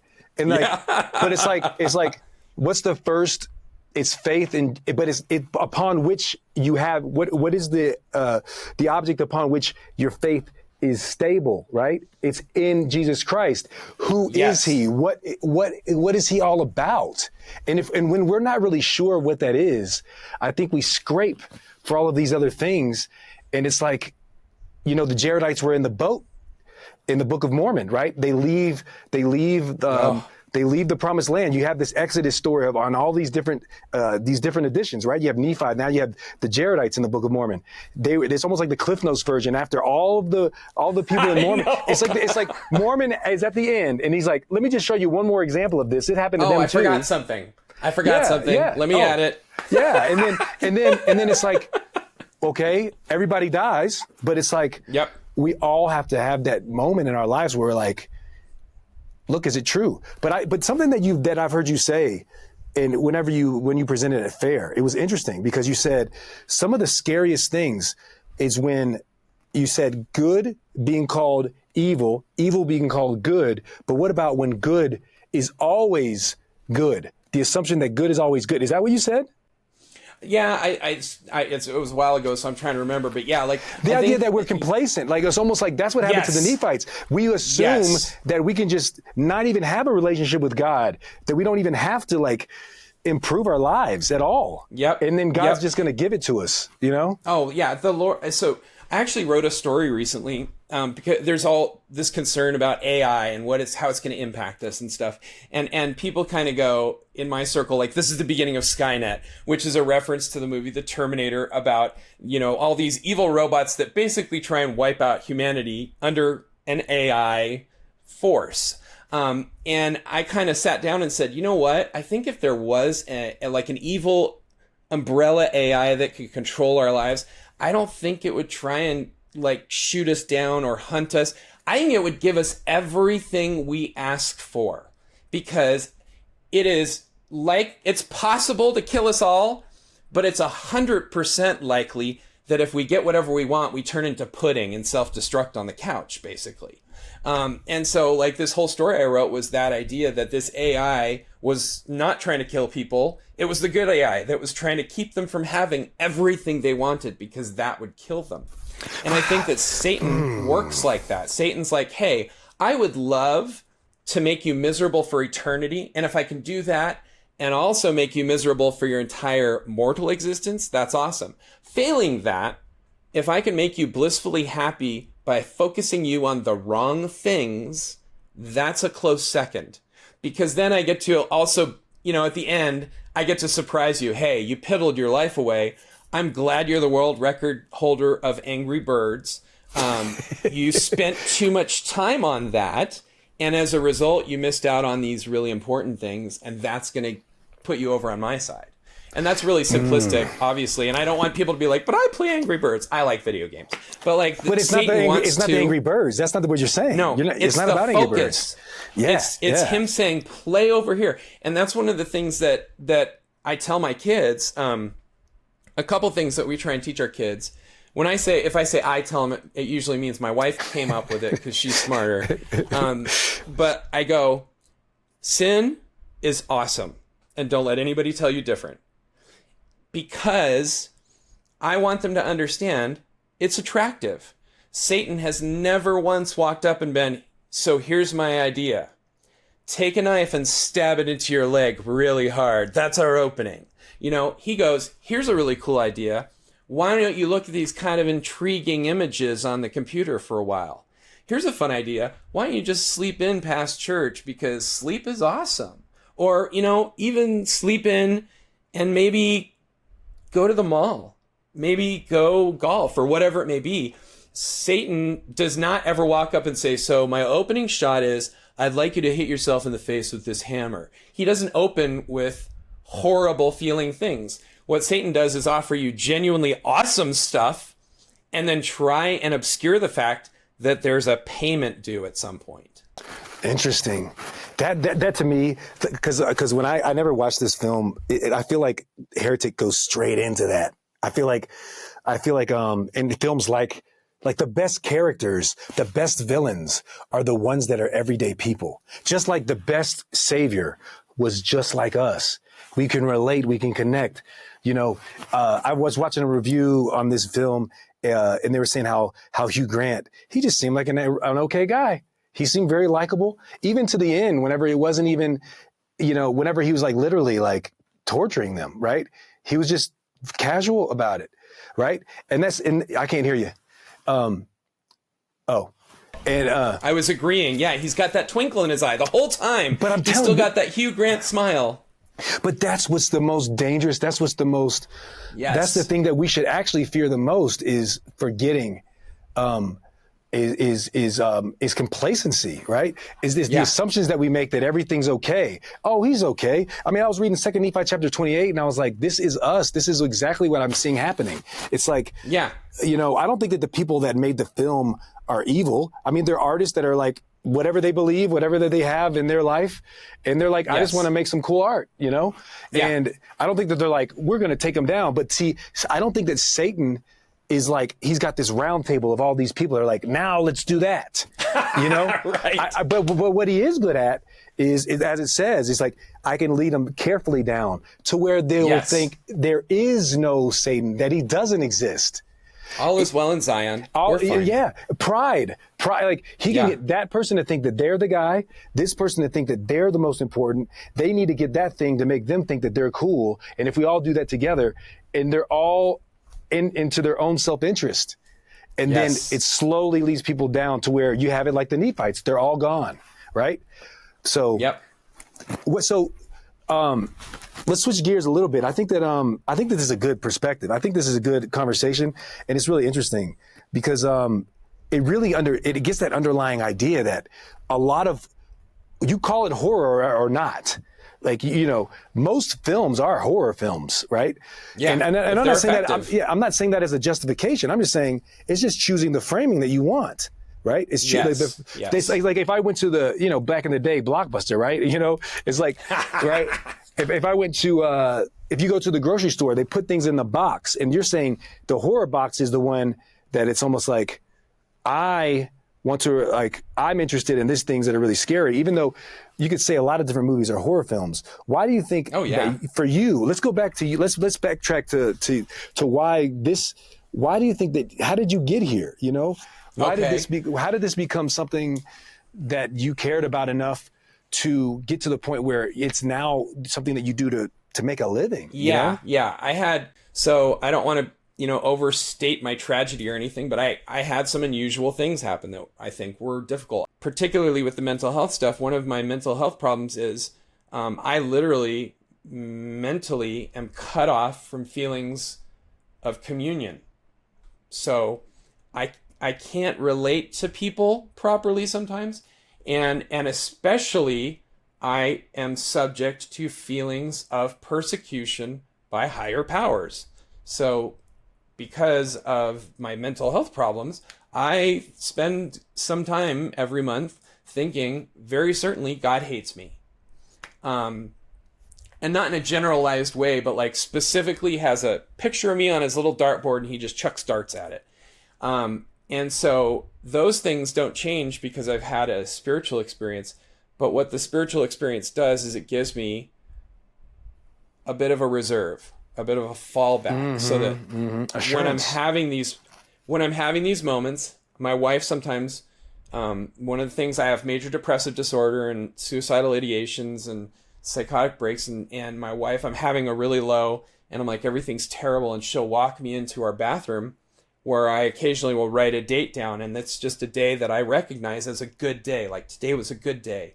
Nothing amazing happened. I didn't get paid $1 million. We didn't fly to Disneyland. We didn't, my best friend didn't show up to do something for me. It wasn't any of that. It was just, this was a good day. I felt love for my kids, love for my wife. There was smiles and laughs. And she'll show me those dates and go, that was what you felt yesterday. And if you wait, you'll probably feel it again tomorrow. So I'm not trying to say, don't feel your thing. I'm just saying, don't make any decisions based off of it. Don't hurt yourself. Don't make any real final sorts of decisions until you give it some time. And I look at that writing and I go, that's my writing. And I cannot remember at all. I cannot re-experience through memory any of those feelings that are good. But I look at my handwriting and go, I don't see a reason I would have lied to me. So I'm going to give it a couple days and see if I come back around. And those spiritual experiences are that same handwriting on the mirror of our bathroom. It's like, I don't feel God today, or I do feel him, and I'm very certain he despises me. But I remember one time sitting in a pew at church, and everything got quiet, and I felt like he loved me. And that changed my life more than today has changed my life. So I'm going to hold off on leaving the church. I'm going to hold off on giving up my calling or any of those other things that I want to do, because God hates me today. I'm going to wait. It's Thursday. I'm going to see if Friday it's any different. And Friday rolls around and it's still the same. And my wife is like, hey, why don't you hold off until Saturday? Maybe hold off until Sunday. And Sunday rolls around and she's like, it's time for church. And I go, I'm not going because that guy sucks. And she goes, okay, why don't you just come with us and you can just sit. You don't have to go for God or anything. Just be with us. I'm like, fine. And I go to church. And I come home from church and I feel better, or sometimes I don't, but I feel better Monday. Your mind seems like it's very powerful, man. Like it's like it's very intricate, but it also seems like you have a lot of these are like gifts that are used both ways, both for creating and also for, it's almost like they're the same gift, you use the opposite, right? Because it almost be a good, it almost seems like you have an intense sensitivity to desire connection. Does that sound accurate? And I totally do. So the lack of it is like detrimental, Yeah. And I think that but at the same time, it almost seems like you've expressed that in ways of why that also is what has allowed you to be so good at what you do. To be able to write in so much detail, Yes. Is that accurate? Yeah, and yes, and it's like I'm not Stephen King or J.K. Rowling or Dean Koontz or any of these like mega star people, and I don't know that I ever would be, simply because I do think differently than a lot of people. And when we get those big mega hits, it's because everybody reads them and reacts in the same way, which is like turning the page. And I suspect I exist in a bit more niche of a universe, which is fine, because of the things that I write. But yeah, I don't see pictures in my head, so I get a lot of reviews that say it's really cinematic. It's got these bursting images, and I'm like, that's because I sit down and I construct a sentence full of image words. It's not because I see a picture in my head. And in fact, like when I'm writing something, I will very often have Google Earth open, and I'll be looking at a picture being like, what kind of glass is that? He used beveled glass in the window, and it's a very kind of it's an analytical process because I can't do it all by myself. But that makes me purposeful with the words. And I think that's a very beneficial thing because, again, I'm aware that these words that I write, they're not there just because I barfed them up. They're there because I have an effect I'm trying to create in somebody. And that means if I'm trying to create this effect, it should be a good effect. It should be something beneficial.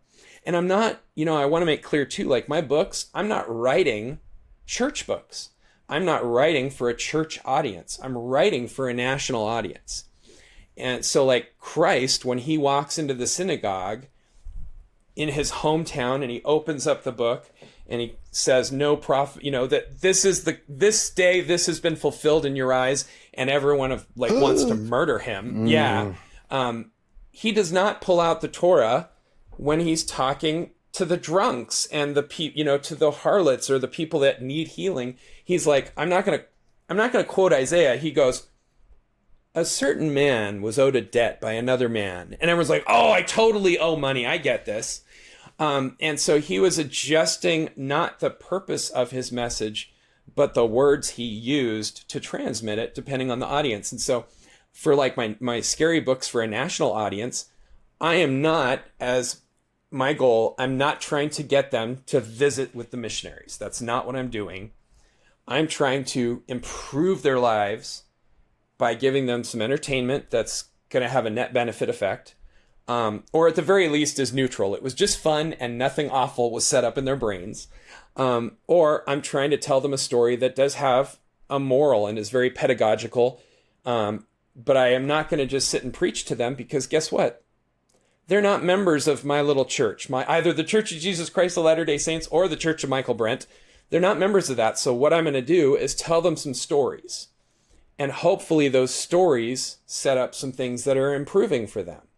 And I don't mean that in a prideful way, like I have all the answers, because goodness knows I don't. Anyone who's wanted to kill themselves as much as me does not have all the answers.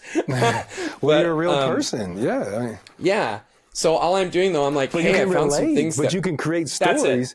That's it. I go. You can create stories. Yes. Your experiences. I'm sure the question I just keep coming back to me in this whole conversation is, how does your writing influence these things to be able to enable you to do that? Right? Like your experience of that disconnection when you were younger, the experiences that you had when you were having these like intellectual, like you're this adult-minded kid, literally with adults, and they're like, but in your immature way, you fought back with your words that you knew best, right? As you were learning. And so now that you're more mature, how does that influence the things that you write? Again, I think one of the biggest things is I know what it's like to be the person that no one likes. I'm so proud of my kids do this. My wife, it's one of the things she says, like, you did good, with our kids. And I'm like, oh, yes. We'll walk through the supermarket and I'll be like, hey, dude, random guy on the grocery vegetable aisle, you are rocking that beard.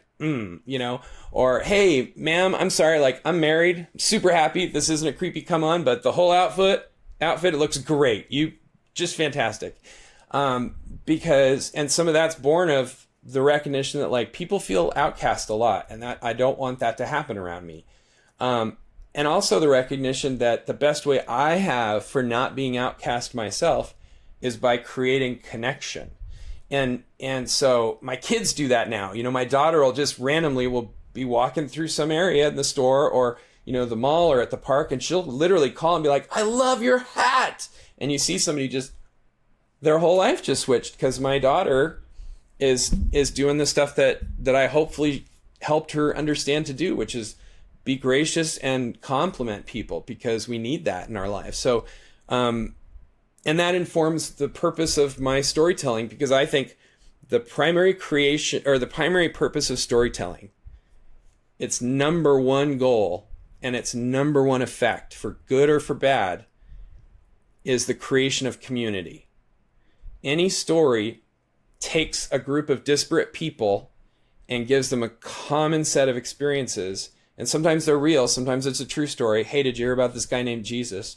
And sometimes they're false in that they never happened, but they have truth behind them. So, hey, did you read that story by Michaelbrent? Like I wrote, one of my most popular series is called I Am Legion. And the first book is a horror book about a killer who seals a family into their home and then aggressively teaches them some things about their lives. And by that, I mean, he is intent on uncovering their secrets and torturing and killing them for them. So he is just 100% a bad, evil guy. In book 2, he has a bit of a crisis of conscience and kind of realizes he's been crazy for his whole existence. And he doesn't stop being crazy, just like I've never stopped being crazy. But he's like, I recognize I'm crazy, and I recognize maybe making decisions based on the crazy parts is not a good idea. And so he starts being a force for good, whereas he was just 100% almost a caricature of evil in the first book. And so I'm telling this story about progression. And that's something that I believe is it is not in our power or privilege, and definitely not our responsibility, to look at anybody and say, well, that person is unredeemable. It's our purpose and privilege to accept redemption for ourselves, and it's our great joy to be a hand in someone else's redemption. Not that we can redeem them ourselves, but in the book in the scriptures it says we're going to be saviors on Mount Zion, and that's not Jesus being like, look at the little savior on Mount Zion, like our parents did, like, oh, your art is so good, magnet. He means it. He's like, you're going to do my job, you're going to do my stuff, and I believe in you so much, you're going to start now. You're going to start now. And again, in my books, I'm not trying to be like, so everybody come to the Mormon church, calling it that because that's the word they understand. I'm very forward about that I am a member of the church. And like during COVID, my bishop, we were doing the virtual meetings. And the bishop said, we're going to have a virtual Christmas meeting. And all the wards are doing it. And the stake president would actually like to know how many people, if any, you're inviting so that we have the bandwidth. And also just, because it's not about numbers, but like, even though we're all quarantined and separated, you still have those connections, and we hope you're making them with people. And I said, is there like a limit? And he goes, no, I don't think so. I said, is 30,000 invites too many? And he was like, and I said, I'm going to invite my mailing list, if that's okay. And I did. I wrote all the people. I have a mailing list called Michaelbrent's Minions. It's very silly and it's tongue-in-cheek. But I was like, hey, guys, it's COVID.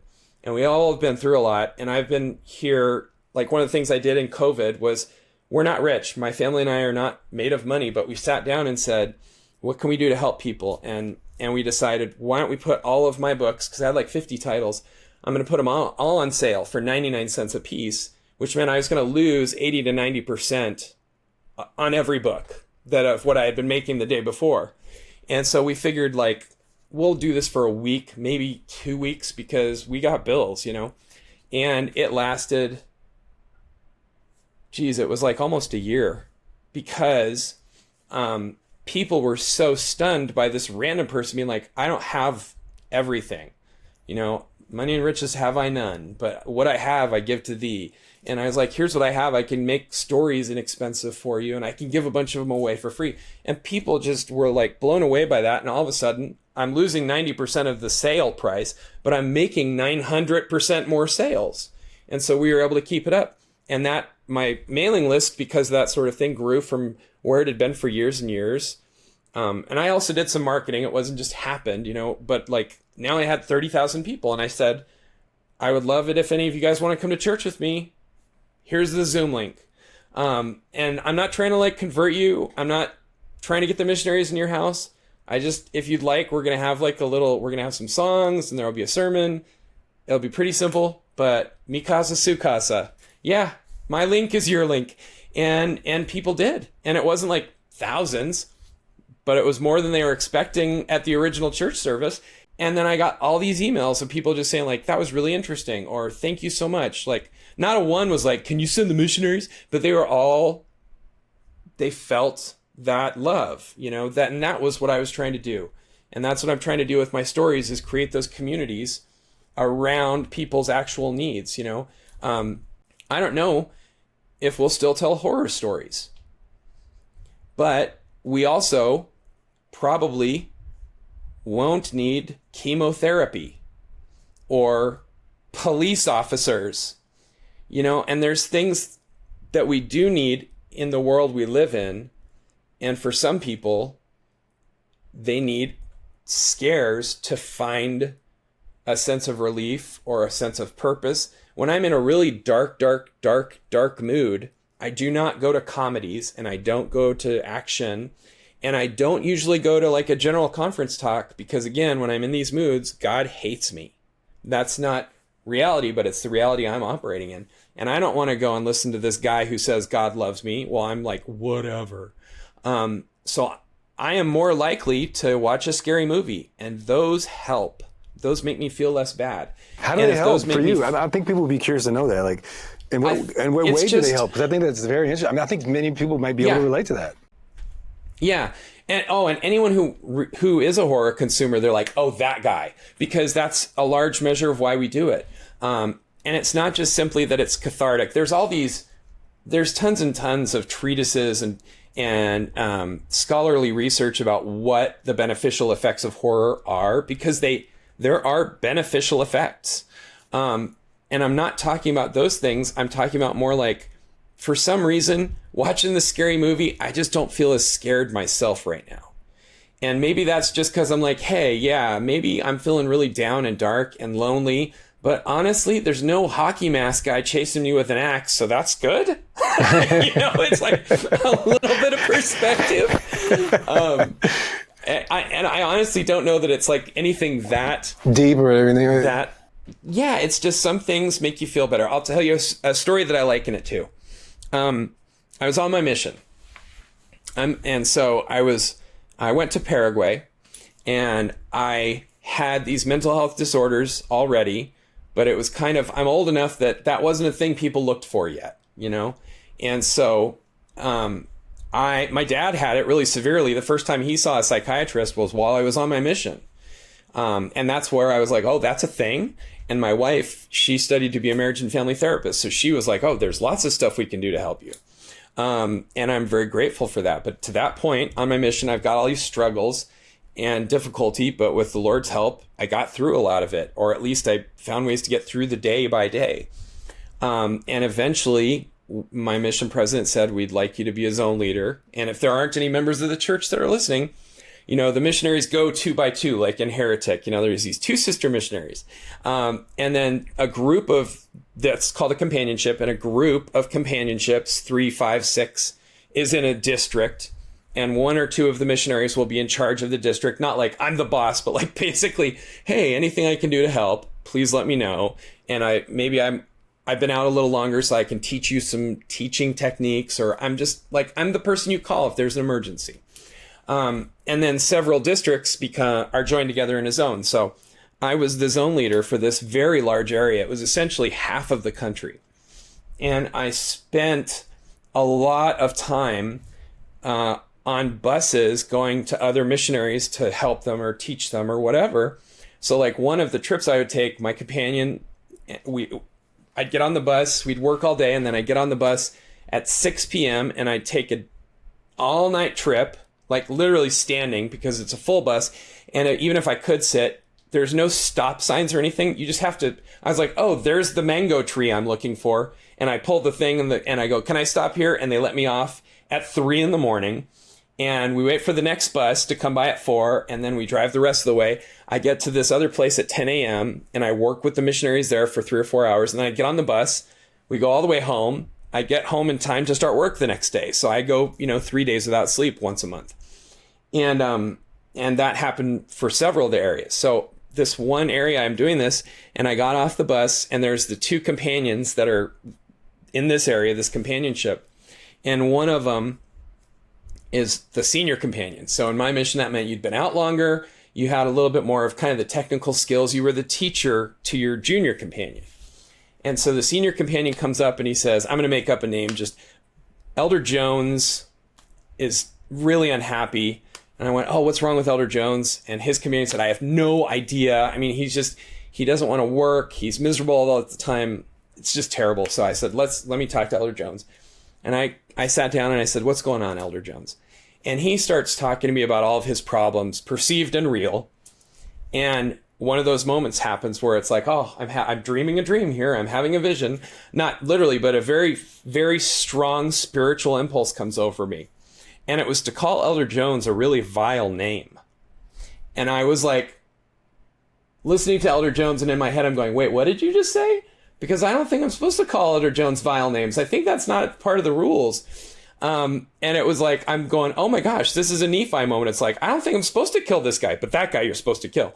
And so I have this back and forth with with the Lord, I don't think I should say that word to this guy. Like, that seems very not eldery, like not a good missionary moment. And and Elder Jones is still complaining. And I finally, when in my family, whenever we're gonna make up a pretend curse word or mock somebody, we say it's their, oh, I hate those people that wear pink socks, because it's ridiculous. So I'm not going to tell you the actual word I used, but I look at Elder Jones, I just go, I'm going to interrupt. The problem, Elder Jones, is you wear pink socks. Saying this really nasty thing. Oh, straight to his face. And he like, what? And I said, yeah, you wear pink socks. And he's like just about to keel. And I'm not the guy who says stuff like that, And it's not how I roll, is to come out and verbally assault somebody in the middle of their tantrum. Which is what it was. He was having a tantrum because he thought he should be in charge and he didn't like this area and all these things. Yeah, he's complaining. Instead of just being like, yeah, he was. Instead of just being like, I'm just going to do the work. And it just stopped him completely. He goes, I do not wear pink socks. And I said, really? You just said this, pink socks. You just said this. That's a very pink socks thing to say. And what went down, and I said, I think we're done. And walked around, went to the senior companion and said, I got to get back on the bus now, because it was a short visit. And I left. And in my head, I'm like, well, this guy's going home for sure, and it's my fault. Like, I'm going to get a call from the mission president being like, what did you say to Brother Jones that made him leave his mission? What did you say? It was a vile, nasty thing. Okay. I called him a name. Yeah, that's as much as I could say. But I didn't get any calls from the mission president saying Elder Jones had left. So a month later, I did the trip again, and I'm out there and I'm exhausted. And I get off the bus, and there's the senior companion again, and he's looking upset. He actually looks really mad. And I'm like, oh man, this was a mistake. I should not have called his companion that, because he is unhappy. And I walked up and I said, so how's it going? And he goes, Elder Jones is a real problem. And I was like, oh, I knew it. I was wrong. And he goes, so he won't wait for me. Like, if I'm not running from place to place, he just leaves. And I show up because I'm not as fast of a runner. Yeah. And he's like halfway through the discussion, and he doesn't care that I missed it. He's upset because he's like, if you cared, you'd be here. We got work to do, Elder. And then this senior companion, Elder Jones's companion, breaks into this huge smile, and he goes, man, I don't know what you said, but if I can ever do anything for you. And it was like a real, man-to-man moment. He wasn't just talking as a missionary. He's like, forever. Wow. Whatever you said changed Elder Jones's life. Now, all that that's a big, long thing. So to say, do I think in the millennium or under Christ's rule when he comes again, we're going to be, every once in a while just call each other a bad name? No. But do I think that sometimes we live in a fallen world and the Lord uses the imperfect tools at hand? Yes. In a perfect world, would Elder Jones need to be called a bad name? No, because Elder Jones would have been working hard already, or he would have been doing what he was supposed to. And so again, I think going back to the thing I said where the Lord doesn't obsess about rules the way we do. The Lord obsesses about effects. What he wants to happen. Yes, he's perfect. And so he's like, here's what's going to get Elder Jones an effect that gets him back on the path. Call him this name, Elder Collings. And by the way, a secret that I have found, the Lord usually doesn't tell someone to break a rule, call someone a dirty name or cut that guy's head off who secretly wants to do it in the first place. If the Lord's like, hey, break this rule, and your response is, yes, it probably means that's not the Lord talking, that's you. That's been my experience. But occasionally he's like, yeah, these are the commandments that I made for your benefit. And right now, here's a mini commandment for your benefit. Call this guy a bad name. Or here's a mini commandment. Should you tell a horror story during fast and testimony meeting in church? No. Should you tell a horror story to that guy? Yes. Maybe he's not coming back to church, but it's going to help him. It's going to pull him a little closer. What are some, have you had any people reach out to you and say, this story changed my life? I would love to know about that.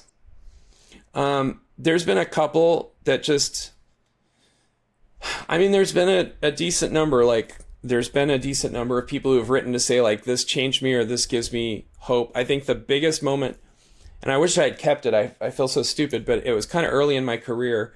And I was still kind of reeling with the fact that occasionally someone reached out with a letter and was like, this was awesome. I was like, really? Well, that's usually not the case. The fact that they do means it a lot. You know? Yeah, it was super cool. But the point is, I wasn't like keeping these emails. I was just like, they probably didn't mean it. I should burn the evidence before they come back and demand the return of their letter. But this one person emailed, and I don't remember her name, and that's part of why I hate that I didn't keep it. But she said, you know, I'm writing you this letter. And by the way, because of my mental health stuff, that I love getting those letters, but they're also hard on me because I feel this really, it's a lot of pressure to respond. And I want to make them feel as special and good as they made me feel. And I don't know how to do that because they're strangers. So I love getting a note from a fan or a reader. I don't want to say it's bad. I'm so privileged and blessed and honored, but it's also stressful. And so this person, I was like, oh, thank goodness, because the very first thing they wrote was, please don't write me back. And I was like, oh, that takes all the tension out of the game. I just get to enjoy this letter. And she says, because I won't be here to get your letter if you do write me back. She said, I'm going to the hospital or hospice or whatever it was. She said, I'm dying. I have a terminal disease. I have a couple of weeks left at best. And so I'm going to check into this place and I won't check out. They'll just send my body to where it goes. And the reason I'm reaching out to you is I want you to know I'm taking your books with me because they give me hope. And I can't think of a better way to approach the end of my time on earth than reading the stories that you invent about worlds that never existed. And I just was crying because this person is literally like, I'm dying, and the thing I want to go out with is these scary stories. And I was like, oh gosh, there's very few times in our lives where I feel like, at least for me, maybe, excuse me, maybe other people have it all the time, but at least for me, I don't feel a ton of moments where I go, oh, I nailed that, you know? But I felt really good. I was like, oh, I did something right. I did something good for another person. And it overwhelmed me.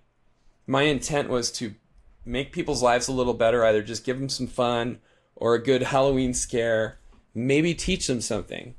And I succeeded with at least this one person because she was like, you know, this is your story is my epitome of hope as I stare into either the greatest sunrise in the universe or the darkest abyss.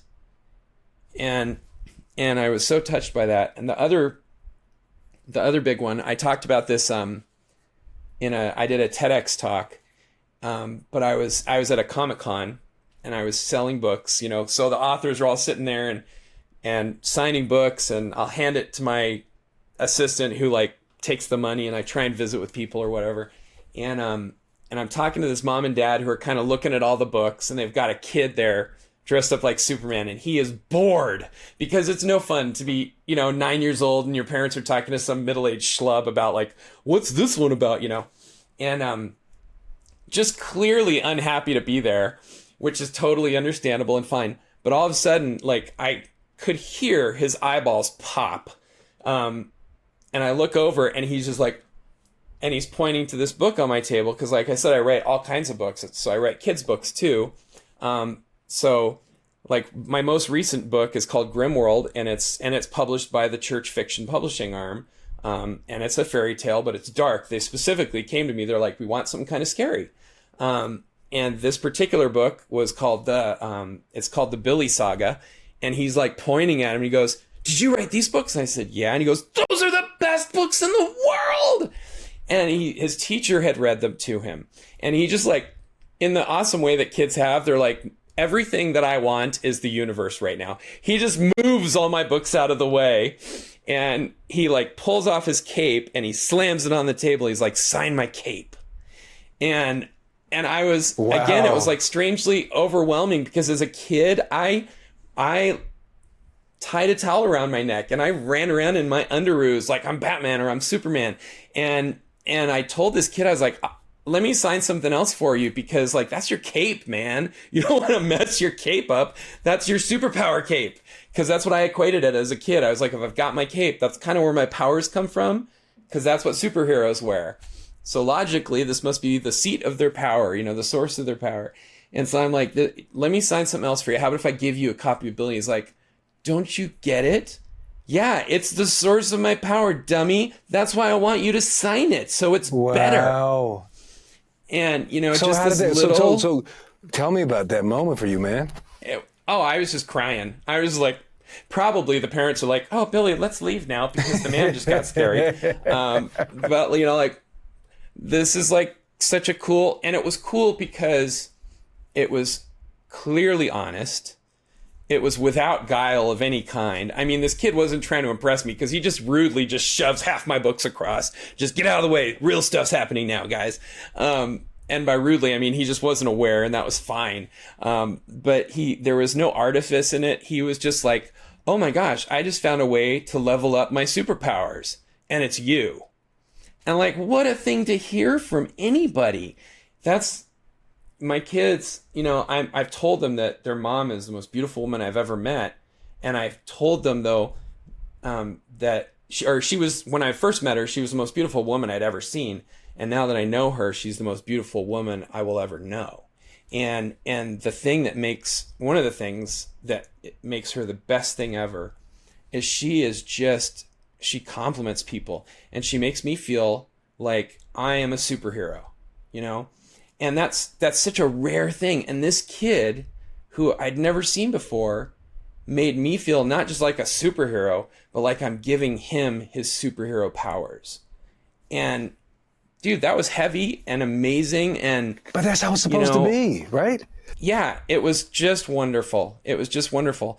And another time, this was a weird one, but I almost like it as much. It was so funny because this guy comes up, again, it was at a Comic-Con, and this man walks up and he picks up one of my books and he starts thumbing through it, which I never mind unless you've been eating Cheetos or something, because that's like, I hope you buy it because it's all orange, which has happened. But he's like looking through it and he goes, hey, yeah, what can I do for you? So what's the font of this typeset on this book? And I was like, I think it's like Palatino or something. And he goes, isn't it different for the electronic version? I said, yeah, I think the default is Garamond, but it was like just a random, very technical question. And he goes, And then he puts the book down and walks away. And I was like, well, that was weird. And my assistants are both like, did that just happen? What was that all about? This other guy walks up and he says, it was his caregiver. He was the caregiver for this other person. He said he has autism, and he loves your books. And he loves them so much that when he found a discrepancy that was bothering him, for whatever reason, he's like, I don't know why, but it was really bugging him. He was pretty sure the typefaces were different. And I was like, I think they are too. And he wanted to talk to you. We came to the Comic-Con for that moment that just happened. He didn't want me to sign a book. He didn't want me to talk to him. He was just like, verify the font thing. And I was like, okay. And that was, what a super cool moment, This is so beautiful to hear you say this. It's like you're reconnecting back to you're helping kids in ways that you wish somebody would help you. It seems. Yeah. Am I 100%. No, 100%. I met so many people when I was a young single adult and going to dances and stuff. I would always meet people at dances, not by going and being like, hey, want to dance, baby? But like people are going through their own thing. And I'd inevitably spot somebody who looked like they were standing in the corner, not for a break, but because they were hiding from the universe. And I'd walk up and be like, hey, I know you don't know me. Are you okay? And, a lot of the time they'd be like, yeah, I'm fine. I'm just tired. And they're cool. But sometimes they go, I'm not. And I said, we don't know each other, but like, if you want to talk to me, the cool thing is I can't narc you out. I can't tell anybody about anything because I don't know any of your friends. So do you need to like word vomit on somebody? And they'd be like, yes, and I made tons of wonderful friends because I was that person in the corner, and I wish somebody would have done that for me. And And like I say, I'm just so proud that my kids, that's one of just my proudest things. My kids all look for the person who's injured. And they have great friends who are, well adjusted and very cool and stuff, but they're also like my son, who I'm 5'9". I'm not like a tall guy. My son is 6'4". And in high school, yeah, he's a giant. And he was 6'4" his junior year, I think, is when he hit that. And so he's in line at the school and talking. He told me afterwards, and just a matter of fact way, he wasn't bragging. It was just like, how'd your day go? He said, somebody was really picking on this freshman, and it really bothered me, And I said, what'd you do about it? And he said, well, I'm a big guy, and he's very non-confrontational. All my kids, none of them like to argue or fight. But he was like, I kind of forced it. And I just turned around and I was like, put my deep senior voice onto this older kid who's hassling this younger kid. And I just looked at him and said, don't. And the big kid backed off, and the little kid, I like pulled him around so he was in front of me. So I'm the barrier between them. And I made sure this kid got his lunch because it was during the lunch line, and that he got to wherever he was going by himself or with his friends, but he was not hassled by this person anymore. And I was like, that is awesome, because you weren't violent, you weren't mean, but you told this person, not okay, stop it. And then you made sure this other guy made it to safety. And again, I think that's really what the Lord wants us all to do, is he wants us to look out for people in trouble. He doesn't want us to beat up the bad guy. My son wasn't like, meet me outside by the bike rack, He just was like, stop doing this. And then I'm going to focus on and make sure you're okay. And that's our job. That is what we get to do. We don't get to judge people and tell them they're going to hell, but we get to help them towards heaven. Well, what's interesting about that is that unless you experience what you experienced, you wouldn't even have a desire to even do it. No, it's not a typical thing. Without the pain, you wouldn't even want to give people the pleasure, the joy, you know what I'm saying?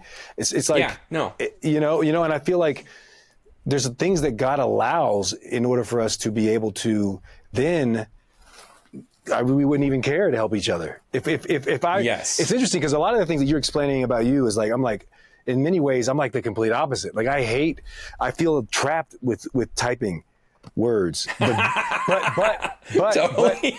But like I would hate to edit a paper, but I love editing visual video. You know what I'm saying? So I mean, you've done all this, you've had these experiences, and now you're to the point.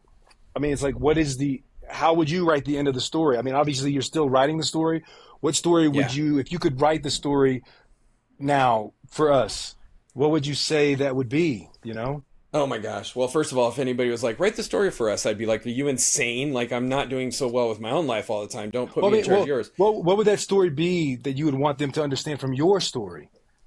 So yeah, that's a really good point.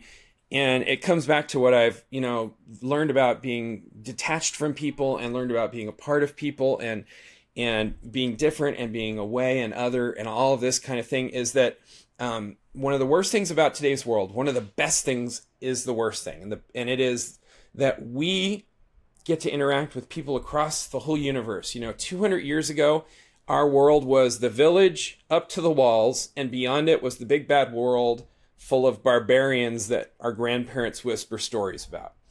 And the effects are everything is in here, and everything that's out there is scary at worst. At best, it just doesn't matter.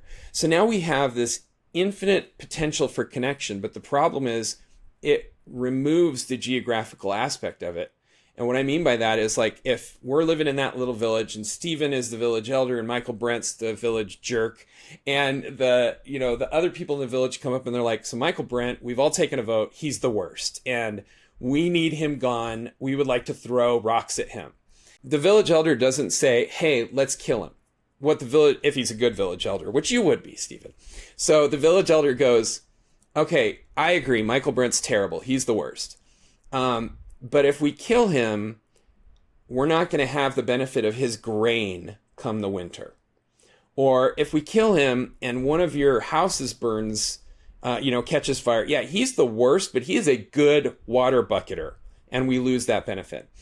And so what has to happen in that situation is you go, how do we deal with this in a way that benefits the village? And maybe the benefit is, let's go talk to him and see if we can affect a change. Maybe the answer is we go talk to him and see if we can help him change his attitude or whatever the problem is. But that way we help him, we benefit the village, and we don't lose the grain or the bucketing or whatever it is that I add. If I add nothing, the village elder goes, yeah, he is the worst and he doesn't actually do anything. Let's go throw some rocks at him. But at least then we've all made a decision that's going to be a net benefit. Now, the world in the internet, the world that we have now, is I'm walking along in my own personal village, and most people, I believe, are not evil. They're living their best lives according to their understanding and their experiences. And sometimes the experiences create somebody who is solely or primarily interested in self-defense. Either they hunker down and don't let anyone in, or they start lashing out so no one can hurt them. But whatever it is, they're doing it because that's their best survival opportunity. That's their best life. They're doing their best they can. And so I'm walking along and I'm doing the best I can. And all of a sudden a rock hits me. And I look around and I don't see any of my villagers. I can't even, I've never seen the person who threw a rock at me.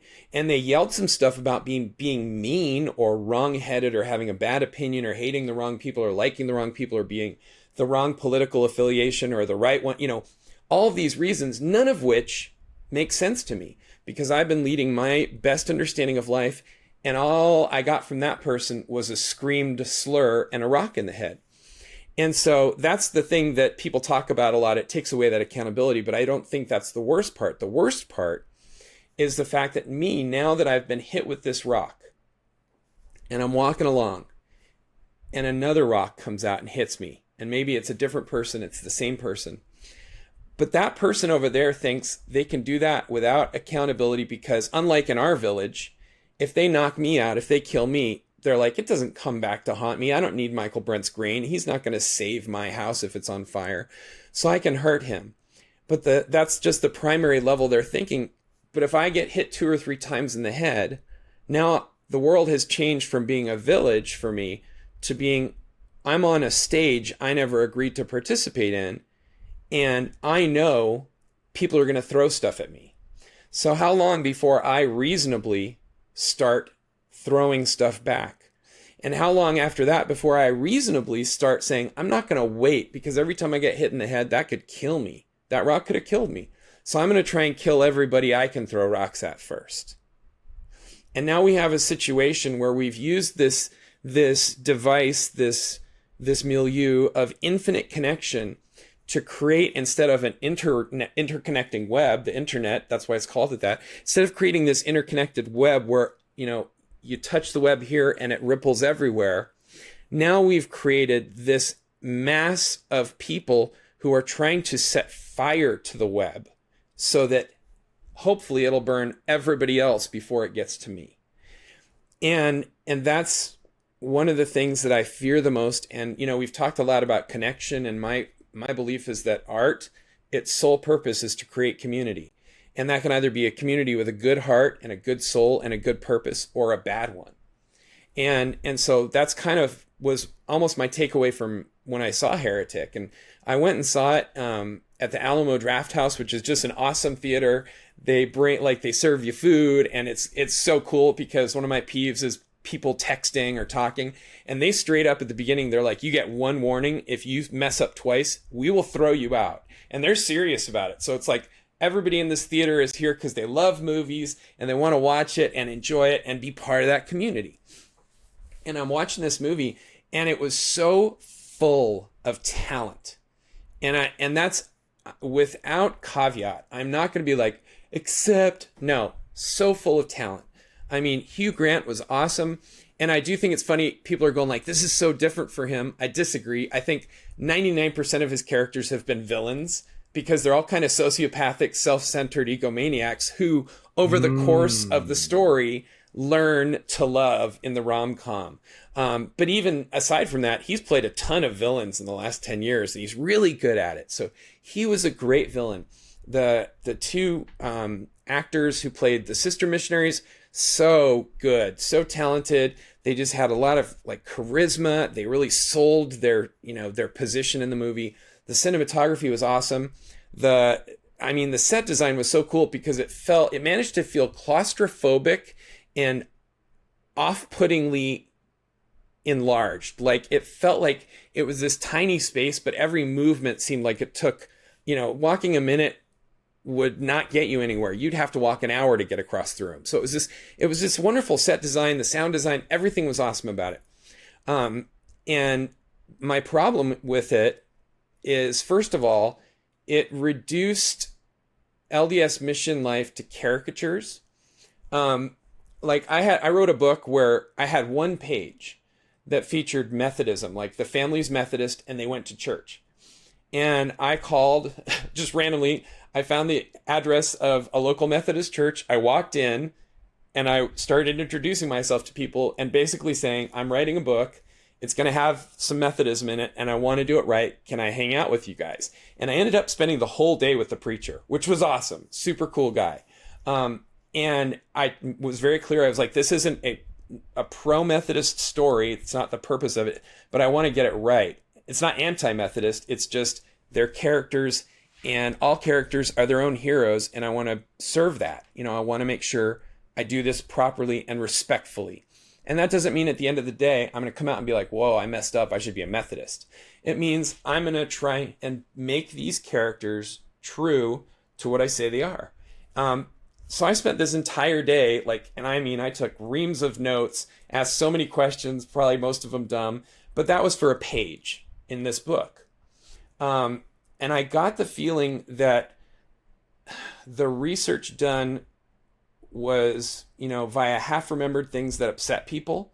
And again, I get that. I've been very forward about it. I went to a ward that was deeply unpleasant in every external way. The only thing that mattered was the internal reality of my connection to God. So I'm not going to sit here and say every single person who walks into our church is having a great time, because we're people. And if you got 15 million people of any group, some of them are going to suck. That's just reality. And also, Christ doesn't heal the well. He heals the sick and the afflicted. And that's all of us. And so my problem wasn't negative views of the church or negative questions about the church. It was just, it struck me as a lazy mishmash of, if I had Googled, what are the most common and exhausted stereotypes about Mormonism, I would have come up with a lot of what happened. And it didn't help the story. It seemed to, and I don't know what their aim was because I don't know these people, but it seemed an awful lot like they were putting up straw arguments so that they could knock them down and then kind of wink and say, but we all know that's not the point, right? We're just here having a good time. And yes, we've belittled a religion, and not just belittled the religion, because again, you don't have to agree with everything I agree. And there's people can ask questions like, I don't like this. I had a really long conversation once with a Satanist who called me and he was like, I don't like your church's stance on this. And I was like, okay, obviously we're friends. Very different religious belief system than mine. But we overlap enough that we can talk. And so we had this long conversation. And at the end, he wasn't like, whoa, your church is true. But he went, okay, I get it. I don't agree with it, but it makes sense. It makes sense from your perspective. And I think it's wrong, but I respect that you're doing the best you can. And I didn't get the sense that that was the motive behind the creation of these characters. I felt more like they were there to be caricatures that could be easily ridiculed and mocked. And that is problematic because of that issue with getting hit in the head with the rocks, And a lot of people think oh, they're just Mormons. And Mormons, everyone knows Mormons are weird, right? Because don't they have all the wives? One of my favorite ones I heard on my mission was you're just here baptizing women so that you can take them and marry them and then throw them off the top of the Salt Lake City temple into the Great Salt Lake as a sacrifice. And I was like, well, that's 40 miles away. So that is a heck of a throw, but okay. But people totally believed that, and so they're throwing rocks at this person that's not in their village because, hey, it can't hurt me, can it? And plus, they kind of deserve it because they kind of suck because they're just these Mormons and they're weird at best. And at worst, they're a bunch of evil people. So I'm going to throw these rocks. And they're right. It's not going to come back. And I'm not going to turn around and throw a rock back at them. And if I met these people, I would be, and they were like, what'd you think of the movie? I'd be like, you guys are so talented. Holy cow. So talented. That would be my first output. And if they asked, like, what did you think of the theology? I probably wouldn't be like, well, you're all going to hell. I'd say, obviously I disagreed with it. And I'd try and build a relationship with them so that if we had a conversation, they'd maybe believe me instead of just being like, oh, well, he's clearly one of those weirdos. Because I want to create a connection more than I want to preach over you. And rather than, like people talk about social justice warriors and things like that in today's world. And there's a whole debate over whether that's a good thing or a bad thing. But for me personally, I don't want to be a social justice warrior. I don't want to be a warrior at all. I would rather be like a social justice architect. And my whole job is to build bridges between people that don't get to connect. So now you're aware if you throw rocks at them, they're actually going to roll back along the bridge and hit you. And vice versa. So that we have these overlaps and we have these touch points where, like maybe you're never going to come sit down in church with me. And maybe I'm never going to go to your house and just complain about religion and why can't people just believe in nothing. But maybe you and I can kind of hang out and we'll talk about movies because we both love that. And maybe you and I'll hang out and say, oh, I noticed you're married. Me too. You like being married? Oh, me too. I think there's so many. I think we could spend our entire lives, every one of us could spend our entire life with any other person in the world talking about what is similar about us and never finish that conversation. But instead we choose so many times to focus on the things that are different or that divide us. Not because like, hey, we got to understand it so we can connect, but because I want to throw rocks at you. And that always kind of hurts my heart. So like, I'm not going to say, oh, no one should see Heretic, avoid the movie. Because we also talked about in the beginning, like, look, if there's a real God up there, and if he's really the God of truth, your movie is not going to change that. And it's certainly not going to beat him back. So I can trust either he's right and he's actually there and I don't have to worry about your movie that much. As far as it's not going to tear down the kingdom of heaven. And if he isn't real, if you're right, well, I'm still kind of bummed that you went about it this way because I would think if you want to teach me, the first step to that is to make sure I know I'm valued. It's really hard to teach someone if they walk into your classroom and you say, I'm the teacher. Excuse me. They say, I'm the teacher. And you go, oh, I'm good. I'm here to learn from you. And they say, come over here. I'm going to kick you in the crotch. That is not going to be a good class relationship. If they say, I'm your teacher, what are you trying to learn? I want to learn about better. I want to learn about being good, about the truth, if there's a real God or if there isn't. You go, well, here's what I know. Here's what I've learned. And in my opinion, and this is me not being the teacher, but Michaelbrent, I've come to conclusions about the best possible way to live, the best possible way I can, according to the best possible interpretations I'm able to make about what I do and what I've experienced. And knowing that, I would like to share them with you, with anybody, because I think they'd be helpful. And as somebody who spent time as an outcast and being hurt, I would rather help people than hurt them. And I'd rather share that joy. But if I share with you and you're unable or unwilling to go to the place I think will lead the most joy as I understand it, then my next step is not going to be to scream and yell, but it's going to say, I'd rather say, hey, then let's find out how much joy you believe you can handle. And I'm going to get you there instead. Because either way, I'm moving you up. I'm either moving you up the way I believe is the very best, and that makes me happy, because I'm helping you, not because I want to control you or because I have some need to, make you part of my weird little group, but because I genuinely would prefer that you be happy. If you're happy, you're going to help me come winter instead of throwing rocks at me. It makes sense, from a very selfish perspective. So just cutting out the emotion, which is real because it makes me genuinely happy to help people feel better. But if I can't do it the way I think is the best, then man, if I can help you the way you think is best, that's second best, right? Because you're still in a better mood. You're still going to view me as a neighbor and someone who's willing to improve your life. And I think just all of us, and I include members of the church, I include people in the world at large, I think we've become much more a culture of rock throwers than we have. We should put those rocks down and use them to build the foundations of those bridges. Those rocks are there for a purpose. Like, again, assuming God's real for purposes of argument, all the stuff that's here is for some use or other. And so if it's not to huck this rock at your head, maybe it's to build that bridge between our villages so that we can be part of each other's lives and enrich them. And that doesn't mean we all have to be best friends. It doesn't mean we all have to sit down and spend all our time together. Because, like, I've met awesome people. One of my least favorite people on my mission, super great guy. I mean, like, I will fully say he's probably going to heaven before me. I just hated every minute with him because we were just not copacetic.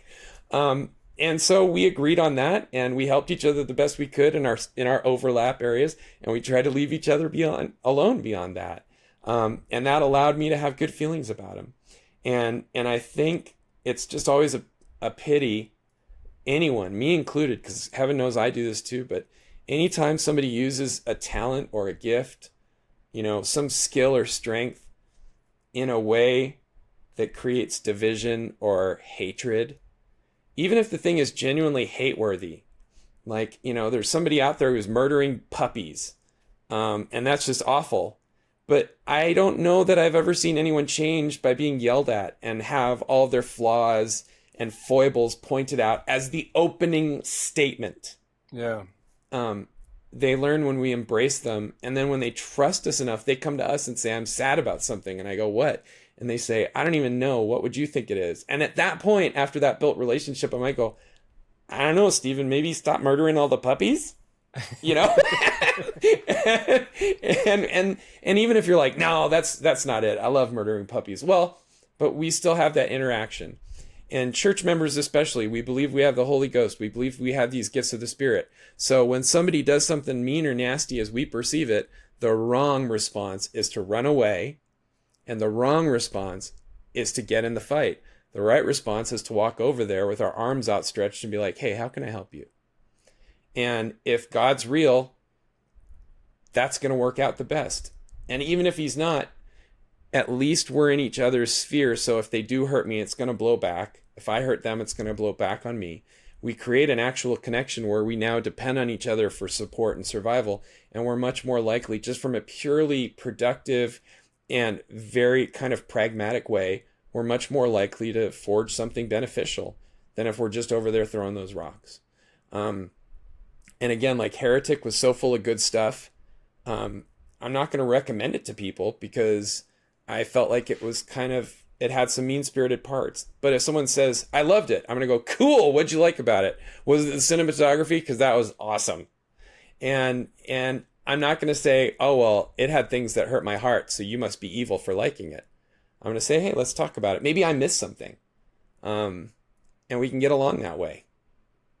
Well, to your point, and I think this is a good way to bring this full circle, everybody has something within us that, like the Band-Aid, right? The Band-Aid on the floor. Yeah. And I feel like if we can connect in ways and take the time to listen and to understand, then I think that, because everybody's human. We at least have that in common. Oh my gosh, yes. And I think that that's why we probably are attracted to things that are scary, or we avoid them. Like you said, we run. Like it's fight or flight in that sense, right? Yep. But anyway, I know that this has been honestly, it has been, it's been a pleasure to be able to talk about these things. I think that they're very, very important. Thank you.